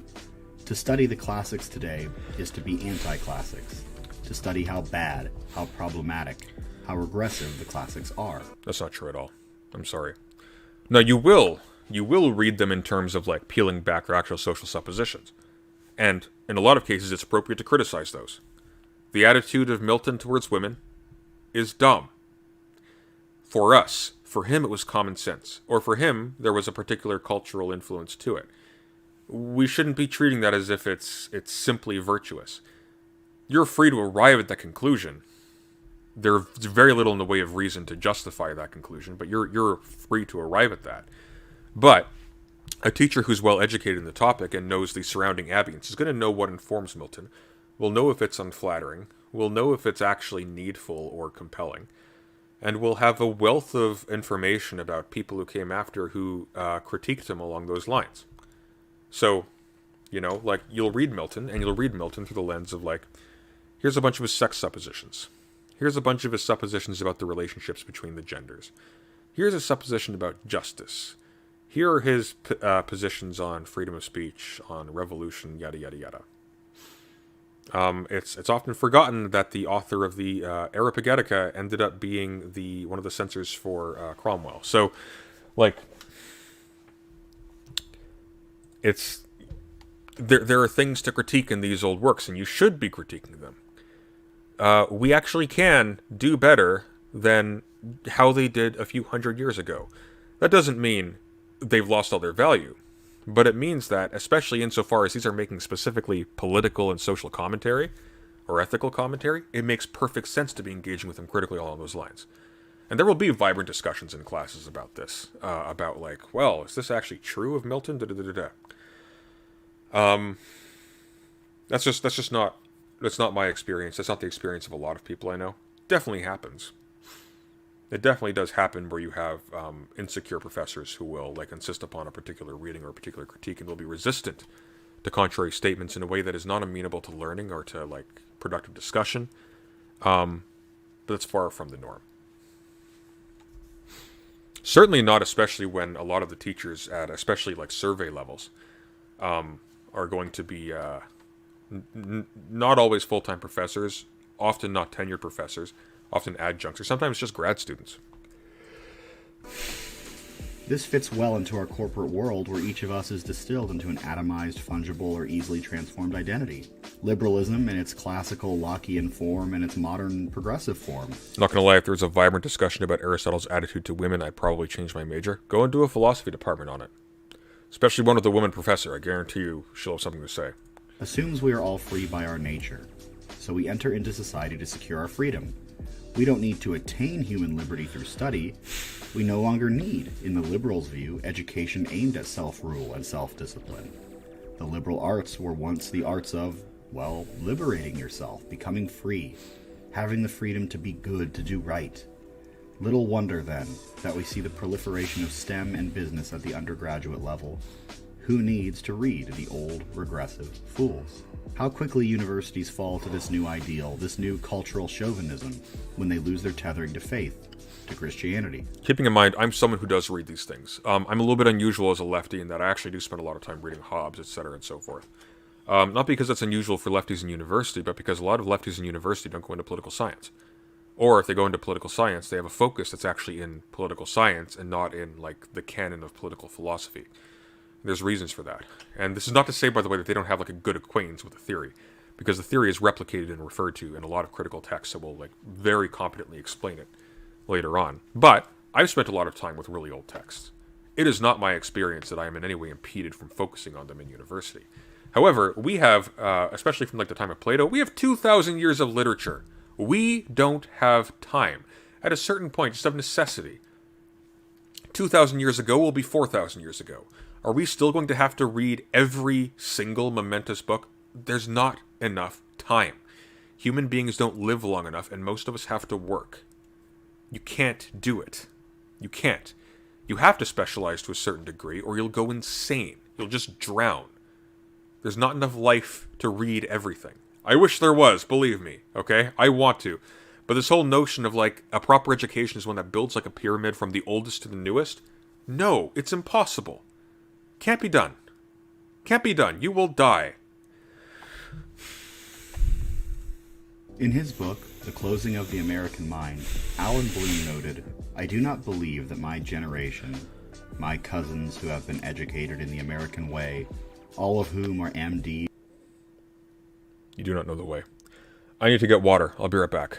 The pollen is killing me, but we have less than 20 minutes. I think we'll make it. I'm going to be gone for like 5 or so minutes. I just got to find my level again.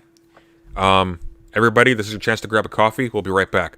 By the way, if you like what I do and appreciate my work and you want to help support the channel, Patreon is the best way to go. They take a less than 30% cut that YouTube does, but feel free to super chat me.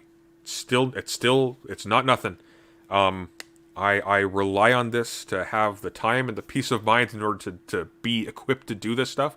We're going to be trying to do it on a daily basis through pollen, hell or high water.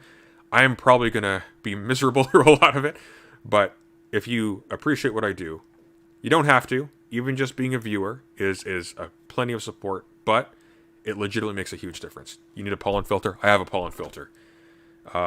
Alder, my dude. It's created by Satan. God did not create all plant life. So I'll be right back. Grab coffee, and we will continue this.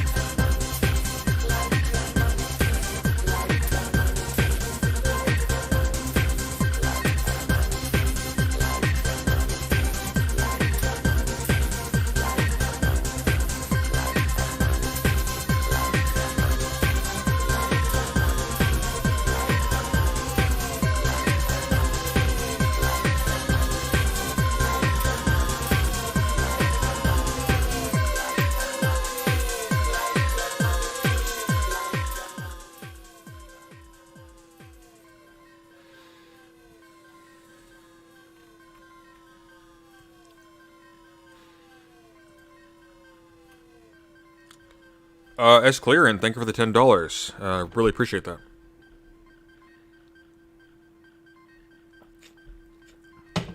All right. Whew. I'm rough, so we gotta get through this. Let's begin here. To Christianity. In his book, The Closing of the American Mind, Alan Bloom noted, "I do not believe that my generation, my cousins who have been educated in the American way, all of whom are MDs or PhDs, have any classical learning." When they This, I think, is when he was complaining, Alan Bloom was complaining about them using gender-neutral language in the NRSV edition of the Bible. Here's the thing, that wasn't done for political reasons. That was done literally because it's actually more accurate to the original sources. So, this is one of those things where Bloom is like, eh. I like Bloom's translations. Bloom's Republic, great. Fuck, I need to figure out who, okay, so who, I keep forgetting his name. Penguin Translation. Ranslation, whatever, Google will get it. Plato's Republic. They've got two of them, but there's one. It's the one with the picture of the Piraeus on it, like that really tan bas relief thing. Here, look, I'll show you. This is the one. Almost identical to the Bloom. This one's translated by... doesn't even say. Book details. Okay, what if we look inside?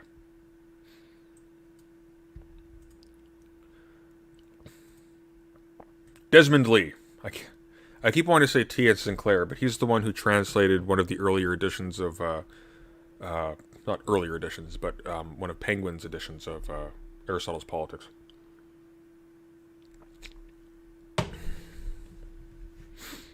talk about heaven and earth, the relations between men and women, parents and children, the human condition, I hear nothing but cliches, superficialities, the material of satire.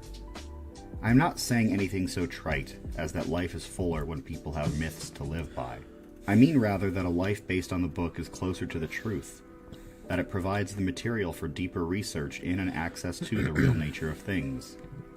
Without the great revelations, epics, and philosophies as part of our natural vision, there is nothing to see out there, and eventually little left inside. That's very poetic sounding, but it's a very bold statement, strong need of justification.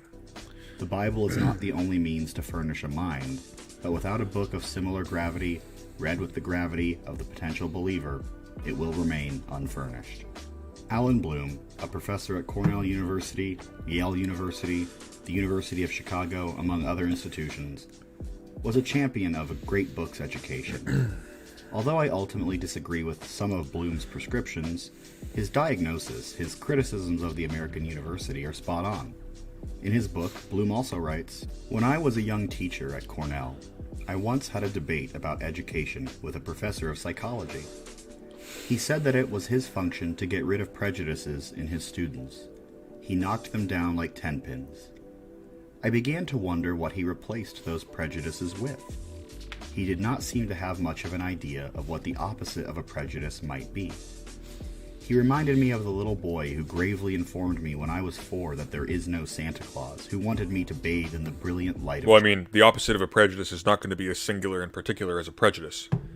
It's going to be an open disposition to a variety of things. Truth. Did this professor know what those prejudices are what narrow you down, not their absence. Meant for the students, and what effect being deprived of them would have? Did he believe that there are truths that could guide their lives as did their prejudices? Had he considered how to give students the love of truth necessary to seek unprejudiced beliefs? Or would he render them passive, disconsolate, indifferent, and subject to authorities like himself, or the best of contemporary thought? My informant about Santa Claus was just showing off, proving his superiority to me. He had not created the Santa Claus that had to be there in order to be refuted. Think of all we learn about the world from men's belief in Santa Claus, and all that we learn about the soul from those who believe in him. By contrast, merely methodological excision from the soul of the imagination that projects gods and heroes onto the wall of the cave does not promote knowledge of the soul. It only lobotomizes it, cripples its powers. By the way, my critical tone in all of this is not to say that I think having good heroes is a bad thing or not even a vital thing. I think there's a grain of truth to this. I think there should be something of like the quixotic way in which someone like Alexander the Great carries the Iliad with him into battle, you know? Like that does something.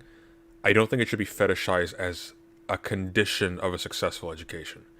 In fact, I think it is a ladder that you should be able to throw away at some point. You should be able to stand on your own 2 feet with your own reason, and I'll have to rely upon pictures of yourself in the background that are themselves essentially just a fiction hand holding you like a parent would a toddler out for a walk.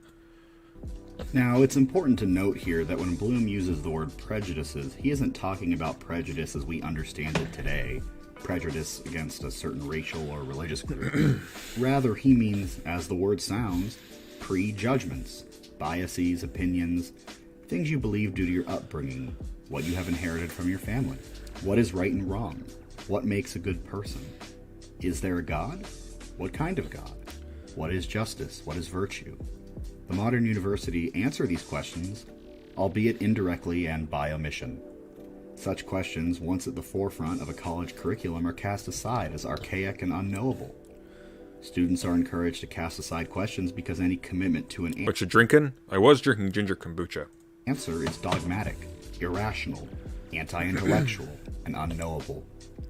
Of course, this itself is a dogma, an arrogance about how things can even be knowable in the first place. Sorry, am I breathing heavily? It's the pollen. Like, it's literally a struggle to breathe right now. It really sucks. You have no idea.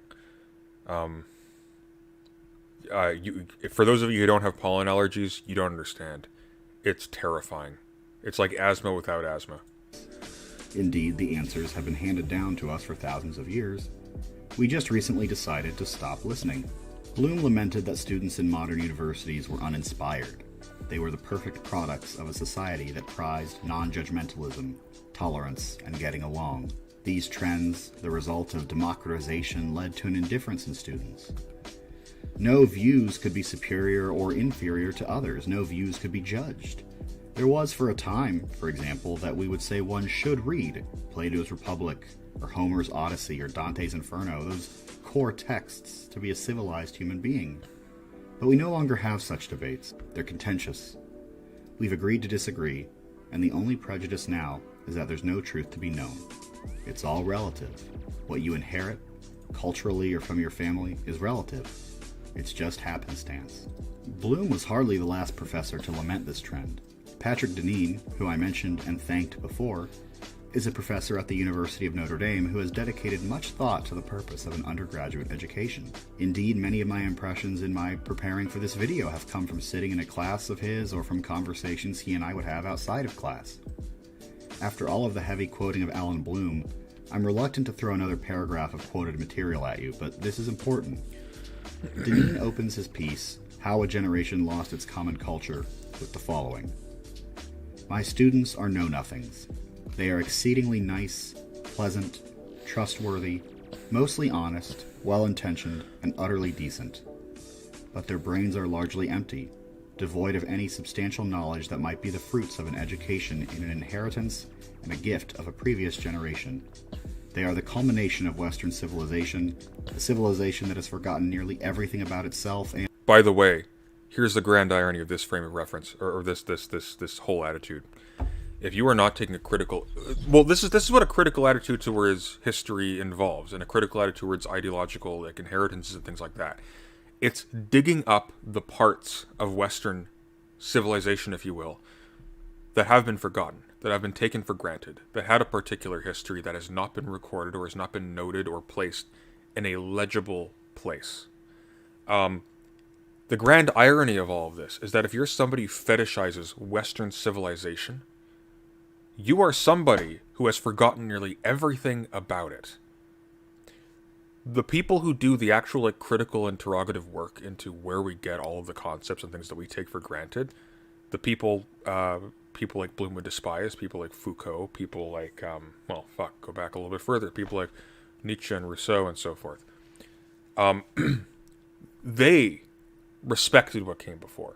A lot of them also did romanticize to a certain extent, but that attitude of Western civilization used to just produce these big-brained, big book writers, that's not true. Actually, we've been producing more work than ever before. More work of that type than ever before. It just happens to be the case that now, a whole lot of people who never had a shot to even speak, or to even be a part of the conversation, are now, to a certain very limited extent, being given a glance.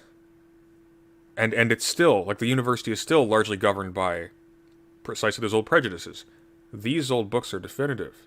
Even if, by the way, they aren't the most influential. Which is something else, too. It gets really... It's not this simple.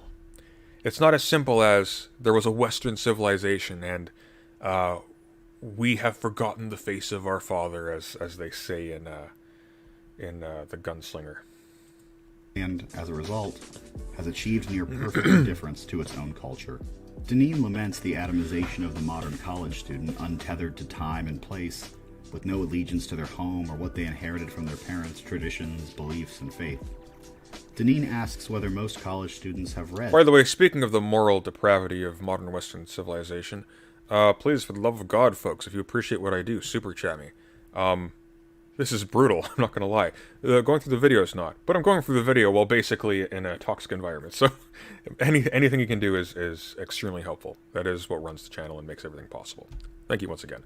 My editor's telling me to I'm blaming my editor for it. She's not really telling me that. But I'm going to say my editor's telling me to self-advertise more. Actually, other people have told me to, and I'm just so bloody awkward about it. But still, true. If you like what I do and you want me to do more of it, you want me to do more of it better, the Iliad and the Odyssey, or the Canterbury Tales, Inferno, Paradise Lost. Whether they know who taught Plato and who Plato taught. How about the Shahnameh? Persian Book of Kings by Abulqasim Ferdowsi. Anybody read that? Probably not.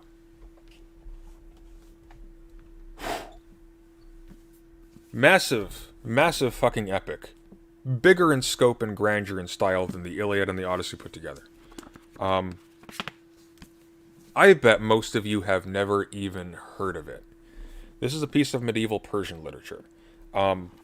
This is the kind of thing that a bunch of like the critical turn and the critique of things like Orientalism will suddenly bring up and start paying attention to, because this is a part of the heritage of other societies than ones that are lumped under Western civilization. Paul in Super Chat, thank you, Fenton, for the £10. I really appreciate that. Thank you for the $5 President Monday. It definitely does feel like a President Monday today, doesn't it? And thank you as well, Alice Payne, for the membership. Much appreciated. That really does make a big difference, guys. Thank you so much. What are the Federalist Papers and who wrote them? What about the 95 Theses? How and where did Thomas Becket die? Who was Guy Fawkes? And why is there a day named after him? Who is John Although Galt? Deneen admits that some students might know the answers to some of these questions due to happenstance or a certain Thank you for reading all theory, P.S. Not yet, but someday. professor along the way, he suggests that most college-educated people couldn't answer most of them. Instead, America's college-educated are masters of systematic ignorance. They have learned, according to Deneen, exactly what has been asked of them, to be like mayflies, alive by happenstance, in a fleeting present. Although, I will say this, okay? I critique the take so far, but I will say this. You should know about these, okay? These are influential. You should be trying to know about these. You should know at least about some of them. You're not like a lesser thinker if you don't. There's stuff everybody will miss. Nobody has time. People need to specialize, and eventually, inevitably, somebody will fall through the cracks, okay? Somebody has to be Sherlock Holmes, forgetting that the Earth goes around the sun in order to solve the mysteries. But, you should try. Trying is important. Trying will make all the difference in the world. The difference between a well-educated person and a poorly educated person is not the well-educated person has a bunch of books in the back of their head. It's that the well-educated person knows when he doesn't know something and tries to fix that. Thank you. I don't know if I can say that name, but thank you so much for that. We'll have to talk about how to pronounce that later.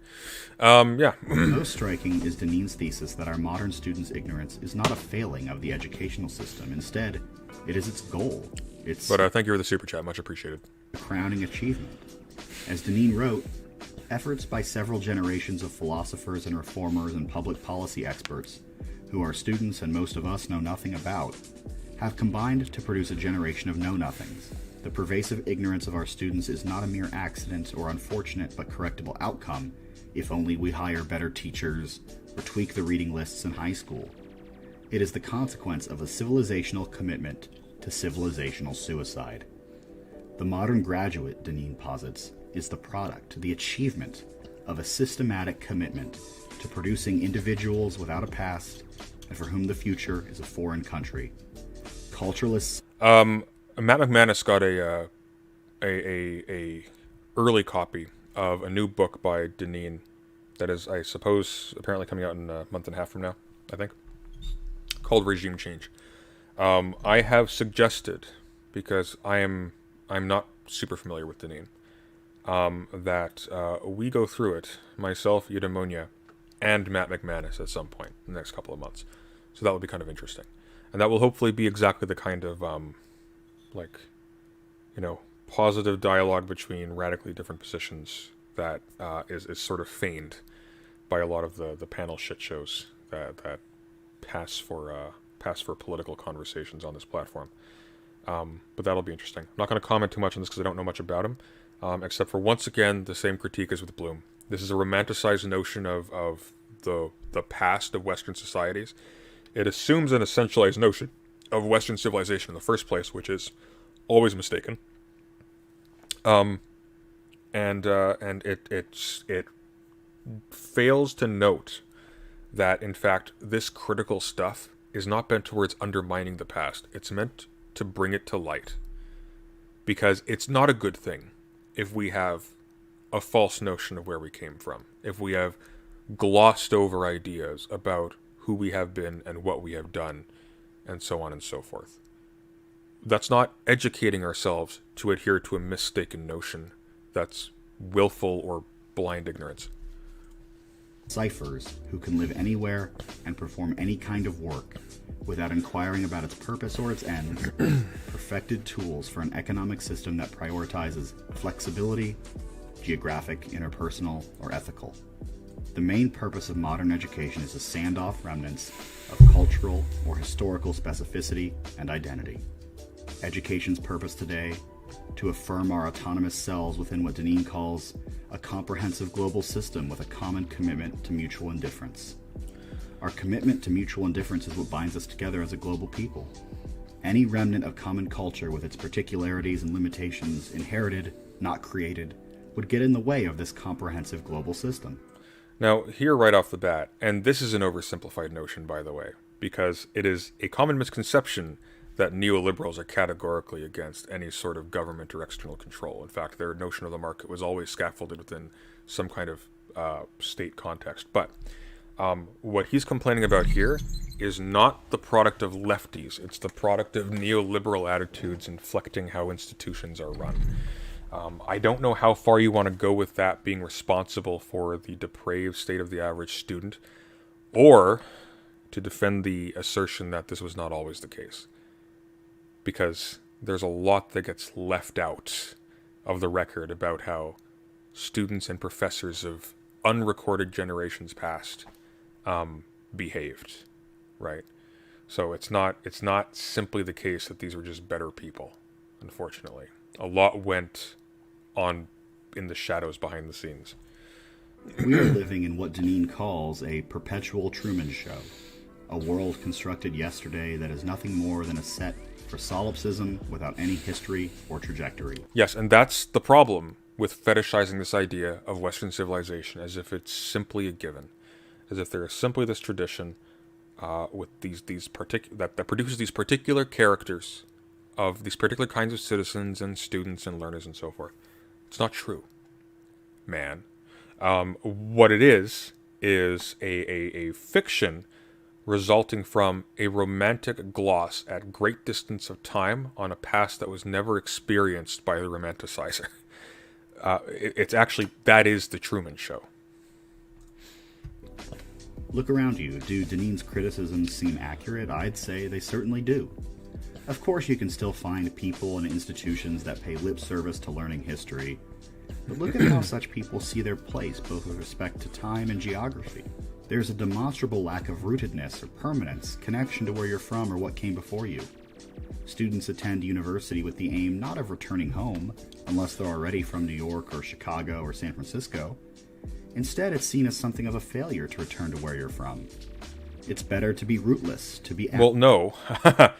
It's better for students to not always teach at the universities they're taught at. Because one of the things that happens when that happens is you have intellectual incest. You have professors essentially letting through cults of students around them and their ideas. That's a negative. That's actually that endangers like fluidity of learning and our ability to move to new ways of thinking if one is outmoded or unnecessary or attached too much to the ego or projects of a particular person that are not shared by the students. It's seen as a failure to go home. It's actually not seen as a failure to go home, by the way, but it's often seen as a failure to go home because presumably you should be going to the next step. And the next step will not usually be home. You're not going to university because you want to work at the gas station by the place where you grew up. You're going to university because you want to take part in an endeavor of research and discussion and learning, or because you want to get a job. And typically that job will not be where your home is. And that can be almost anything. That's not always the case. Kant famously never left Prussia, but... atomized, with no care for the particular, but only for a gray... and never had sex. Don't be like Kant. Well, you can't be like Kant if you want to. But I don't feel like it was voluntary for Kant. I just get that vibe. Global homogeneity. You can take these whiz kids from a campus in Cambridge, or Palo Alto, or South Bend, or Durham. Or maybe he did. Oof. Yeah, see, this is one of those things again. Like, we have all these notions about these people, but their lives are horrendously unrecorded. We don't know what's going on. We don't know if Nietzsche caught syphilis. We don't know. We don't know who was abusive. We don't know who manipulated their students. It's all just lost. And place them Oh yeah, don't be racist like Kant either. anywhere. The student, always wishing to increase options, can work anywhere, can be placed anywhere. Everything inherited, from birthplace to faith, is just You say I was definitely drunk at the start of the stream. I haven't had any alcohol in like 2 days. unchosen burden that can be and should be shrugged off in exchange for unfettered rootlessness. Again, and as Deneen noted, this is not a fault of the modern university education. This isn't the case of anything going off the rails. Instead, quite the opposite. The promises of a political order that presupposes the atomized barbarian of the state of nature is fulfilling its promises. We are finally beginning to attain the false anthropology of the social contract theorists. Rootlessness, atomization, cities that are all functionally indistinguishable. That is not because of the state of education. Cities that are all functionally indistinguishable is because of particular movements in urban planning and architecture. We have talked about this on stream. You want to look at the history of CIAM and people like Le Corbusier, who, by the way, Eudaimonia, if you're watching this, read this book. You will thank me. Seeing Like a State by James C. Scott.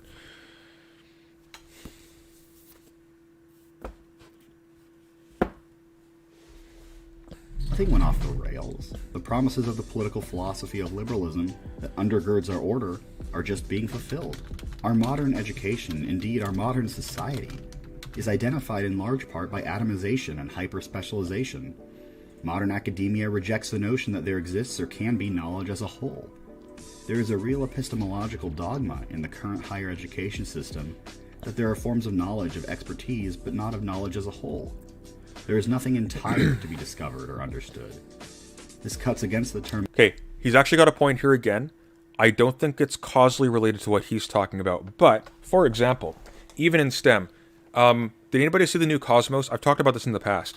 The new Cosmos with Neil deGrasse Tyson. I think it was put together by, what's his name? Who's the guy? Family Guy and the Orville. Who was it? It was that guy. The guy who voices the dog.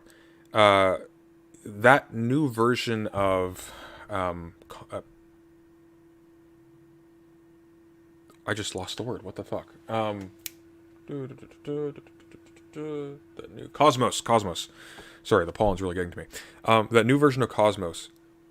See, compared to the old one, this is what Carl Sagan. God, my brain is not working today. This is what Carl Sagan says of astronomy. It's a humbling endeavor. Our world is a lonely speck. We cannot venture far. There are great tasks ahead of us. So much knowledge is lost. We have such like an immense amount of work before us to understand our tiny little place in the universe. And there's a sense of grandeur that arises from that, and a sense of mission. And it's both ennobling, but it's also humbling at the same time. And it inspires you to want to look into these things for yourself. And it makes even the small little incremental contributions that you can make as an individual imbued with meaning. Jump a few decades to Neil deGrasse Tyson. Follow these rules, and the cosmos is yours. Not the same effect, right? That attitude has become pervasive in certain things.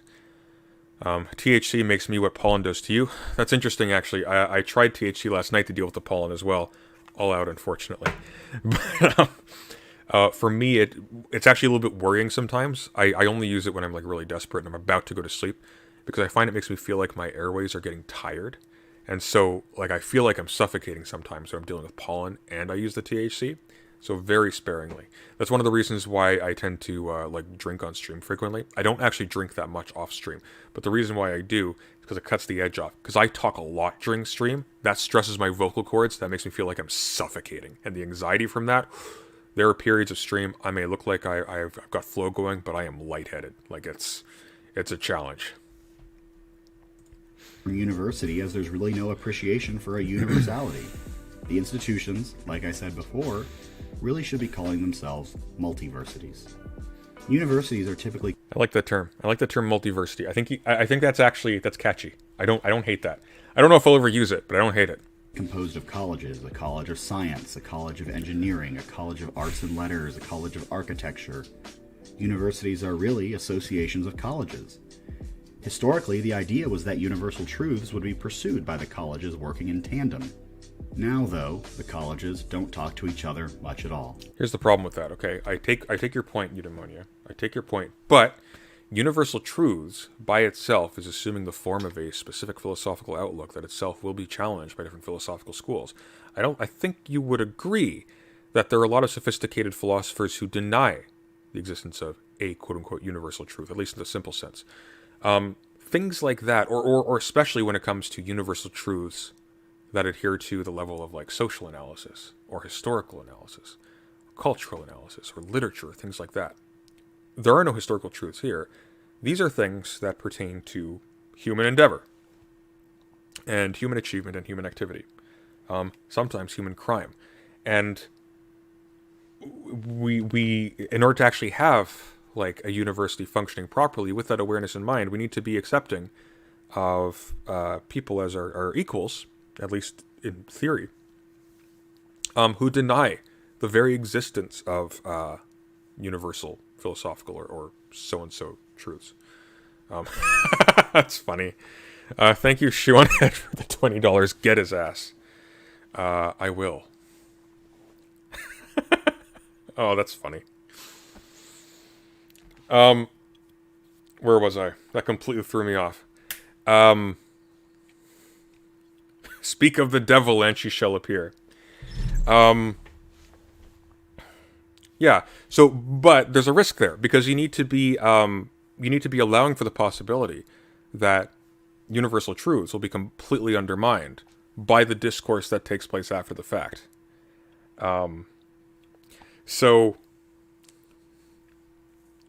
As a lefty, by the way, I approve this domestic strife that I have been quietly fomenting throughout this stream. So yeah. How about that? Let's move on. And this leads us to the final text we're going to talk about today. St. John Henry Newman was an English theologian and academic. He was an Anglican priest who later converted to Catholicism, becoming a Catholic priest and a cardinal. He was canonized, made a saint, just in 2019. In his book, The Idea of a University, Newman lays out his vision of what higher education is meant to be. In short, education is meant to attend to character. Looks like the shoes on the other foot. Okay, just if I ever do that again, I want someone to find me and just do something in Minecraft. A sound learning institution should care about the character formation of its pupils. Okay, that sounds great. What does that really mean? How does a university instill or improve or teach character? Well, it does so indirectly through a classical liberal education, the liberal or free arts. This really brings us full circle to this video's beginning. The purpose of any institution of higher learning worth its name will attend to knowledge for its own sake, which will, in turn, instill character, endow students with a habit of mind. This knowledge results in the acquisition of something of a philosophical habit, as Newman calls it, which entails attributes of freedom, equitableness, calmness, and wisdom. Here's the rub, though.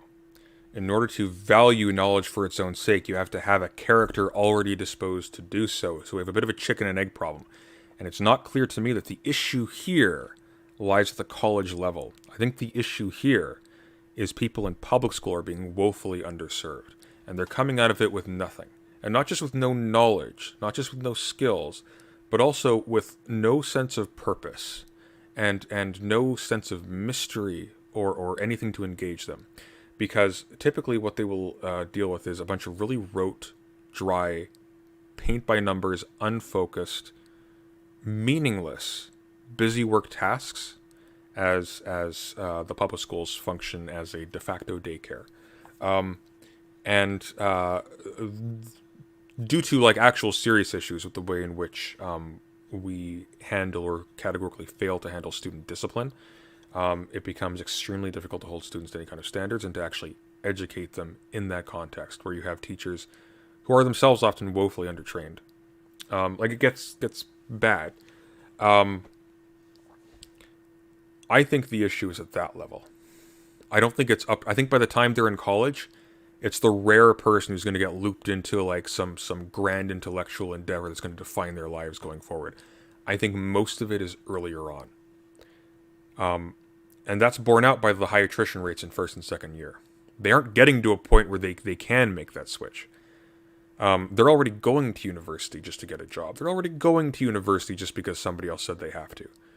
Nobody's going in because, oh, they just have such an abiding love of literature. They're going in because that's the program they could qualify for, and they feel like they have to go. So, it's. I think at the point where you got them in college, it's too little, too late.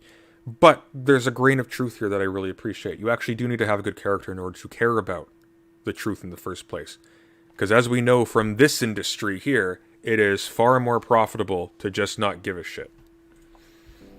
These traits, in turn, comprise the noble character of the college graduate, and, when combined with instruction in faith and the notion that knowledge acquisition leads towards a whole, rather than a particular, creates the truly educated citizen. Character will develop organically by virtue of these studies. As it stands, our particularized way of learning, or conceiving of knowledge, results in a kind of alienation or estrangement from the whole, the universality. The critique almost sounds quasi-Marxist. Everyone's oblivious to what everyone else is doing. They're alienated. The engineers don't talk to the philosophers, and neither talk to the historians, and none of them talk to the biologists.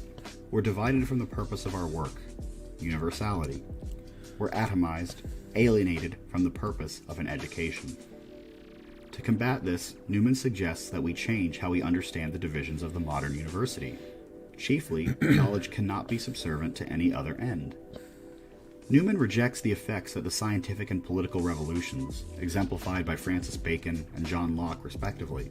Bacon believed that knowledge should seek the relief of the human estate, that humans should be relieved from their situation. To Bacon, the aim of learning, of education, was the mastery of nature. John Locke, the father of political and philosophical liberalism, insisted in his book... Which, by the way, since I know you know Aristotle, is actually a condition of education in the first place. You need leisure in order to engage in leisurely activities like learning. So I don't know if you're going to challenge Bacon's position there, but I think we can at least agree that that is certainly a condition of education as it's understood in modern day. Book, Thoughts on Education, that it is foolish to dedicate education to things that aren't practical. Locke, the father of liberalism, really stands opposed to the liberal arts. He urges that students should devote themselves to practical education rather than the foundations of liberal education. This, once again, brings us back to the start of this whole video. The classical understanding of liberty was that of self-rule, the capacity for self-governance. It was not an absence of external rules, but instead was the capacity to govern the appetites. Bacon, and particularly Locke, introduced a new concept of liberty, the mere absence of obstacles that prevent what we desire. No, that's Hobbes. That's Hobbes. Hobbes did that. They also did that, but they took after Hobbes.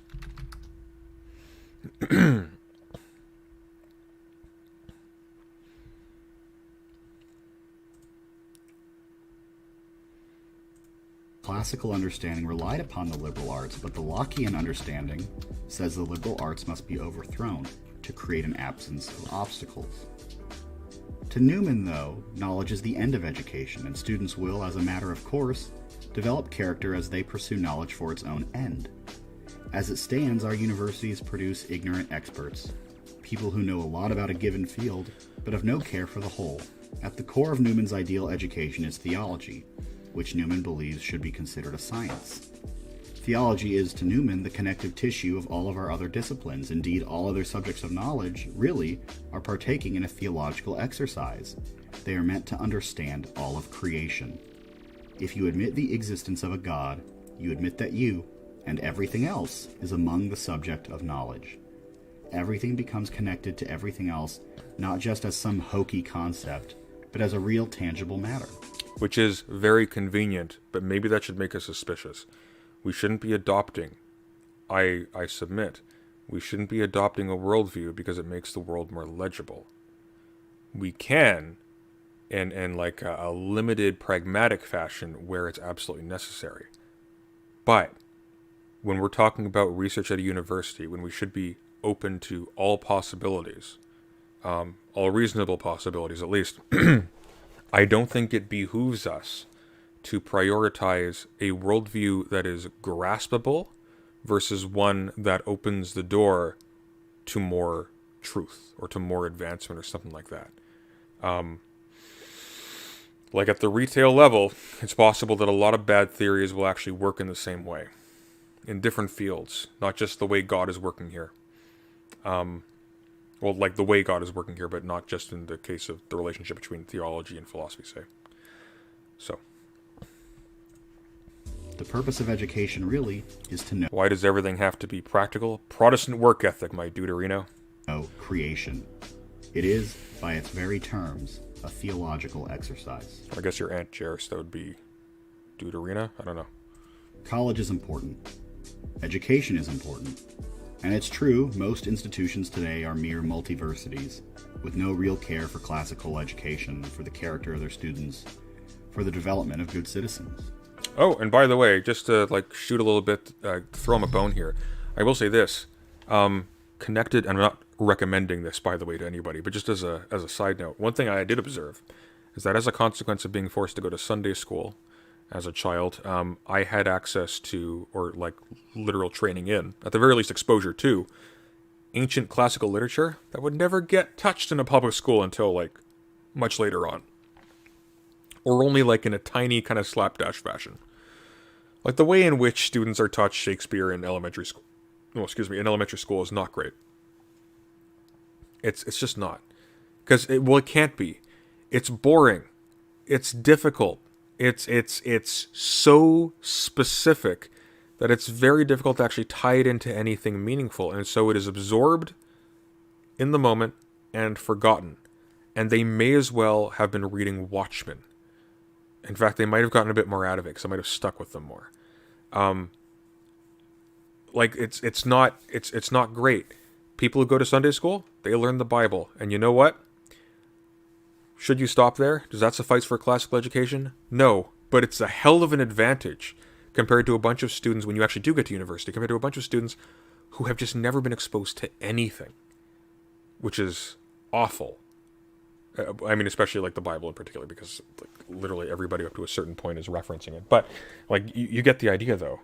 Like there's some critical engagement with a text in that environment, maybe. Not all the time, but maybe. Instead, they create the perfectly atomized worker bee, untethered from time and place, and home and culture and tradition. Ignorant experts. Most multiversities should be avoided for this reason. But not all institutions are multiversities. There do exist universities, colleges, or even some holdout departments or professors at some multiversities that still recognize the purpose of a college education.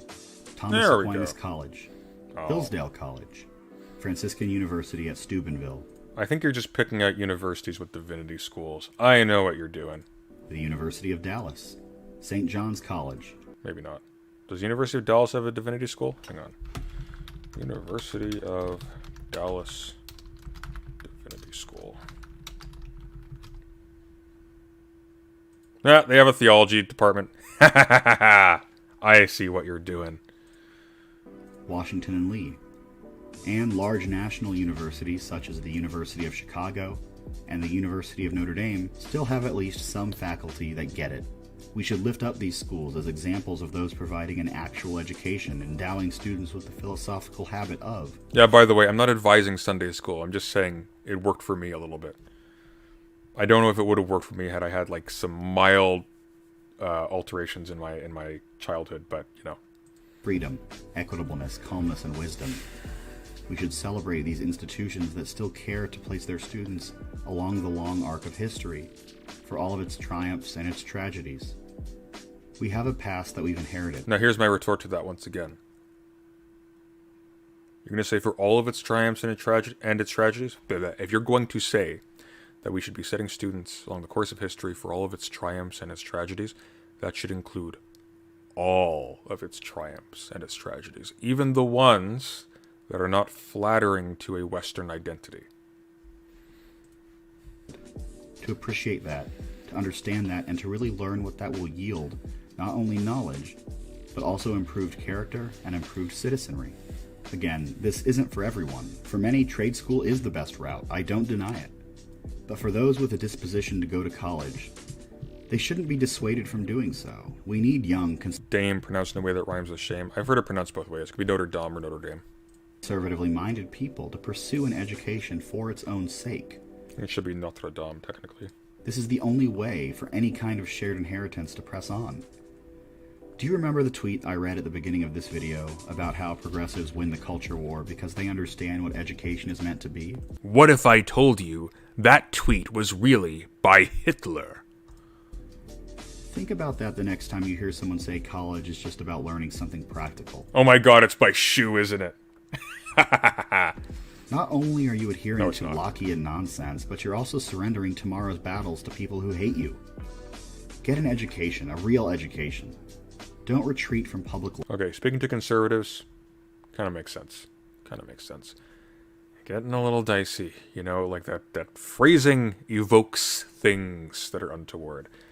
But I get you. There is a lot of hatred for conservatives in university.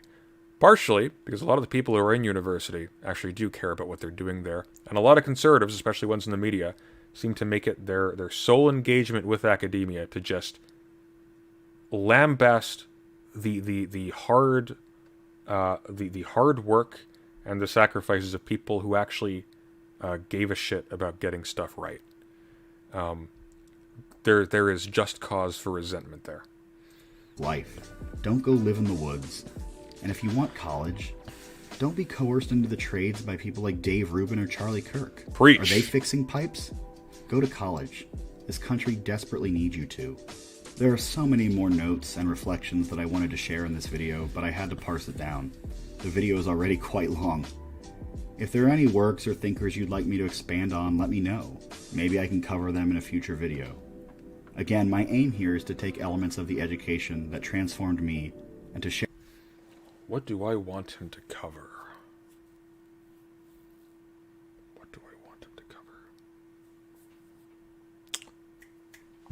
Let's think about that. Thank you, Rick Sai, for the $1 American. Let's think about this. What do I want him to cover? I think I get dibs. You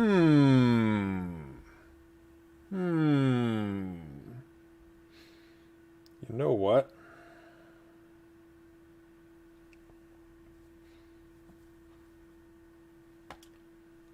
It's apropos. Not a conservative, but a nationalist. Close enough.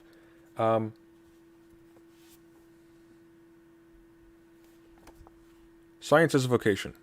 Try that one. I'm curious. I'm curious what you do with it.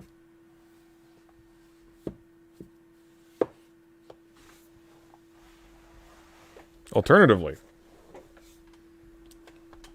that doesn't float your boat.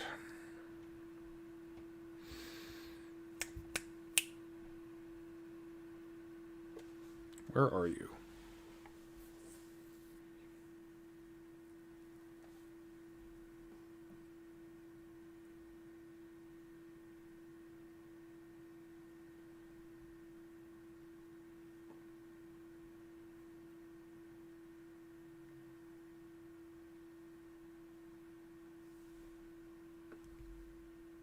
You know, fuck it. Singing like a state. That will be an interesting discussion once you go through that. Or Carl Schmitt's always good. Nah, do the Weber one. That's apropos this topic. Science is a vocation. I actually really want to hear your thoughts. Or if you've already read it, I mean, there you go. You got a head start. Share them with you. So if you'd like a deeper plunge, Rousseau's Sunday First or Second Discourse. That's a good one, actually. That's a very good one. You know what? I'll do that one. Eudaimonia. Rousseau's Second Discourse on the Origins of Inequality. Let's discuss that. That'd be really interesting, I think. Good call, Alejandro. plunge into any of these, let me know. I very much appreciate the positive feedback I've received so far.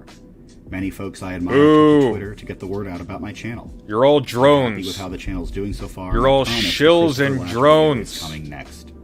In fact, it's already written, so it should be out before too long. If you may... Alright, well, Eudaimonia, you're an odd fellow, but I must say...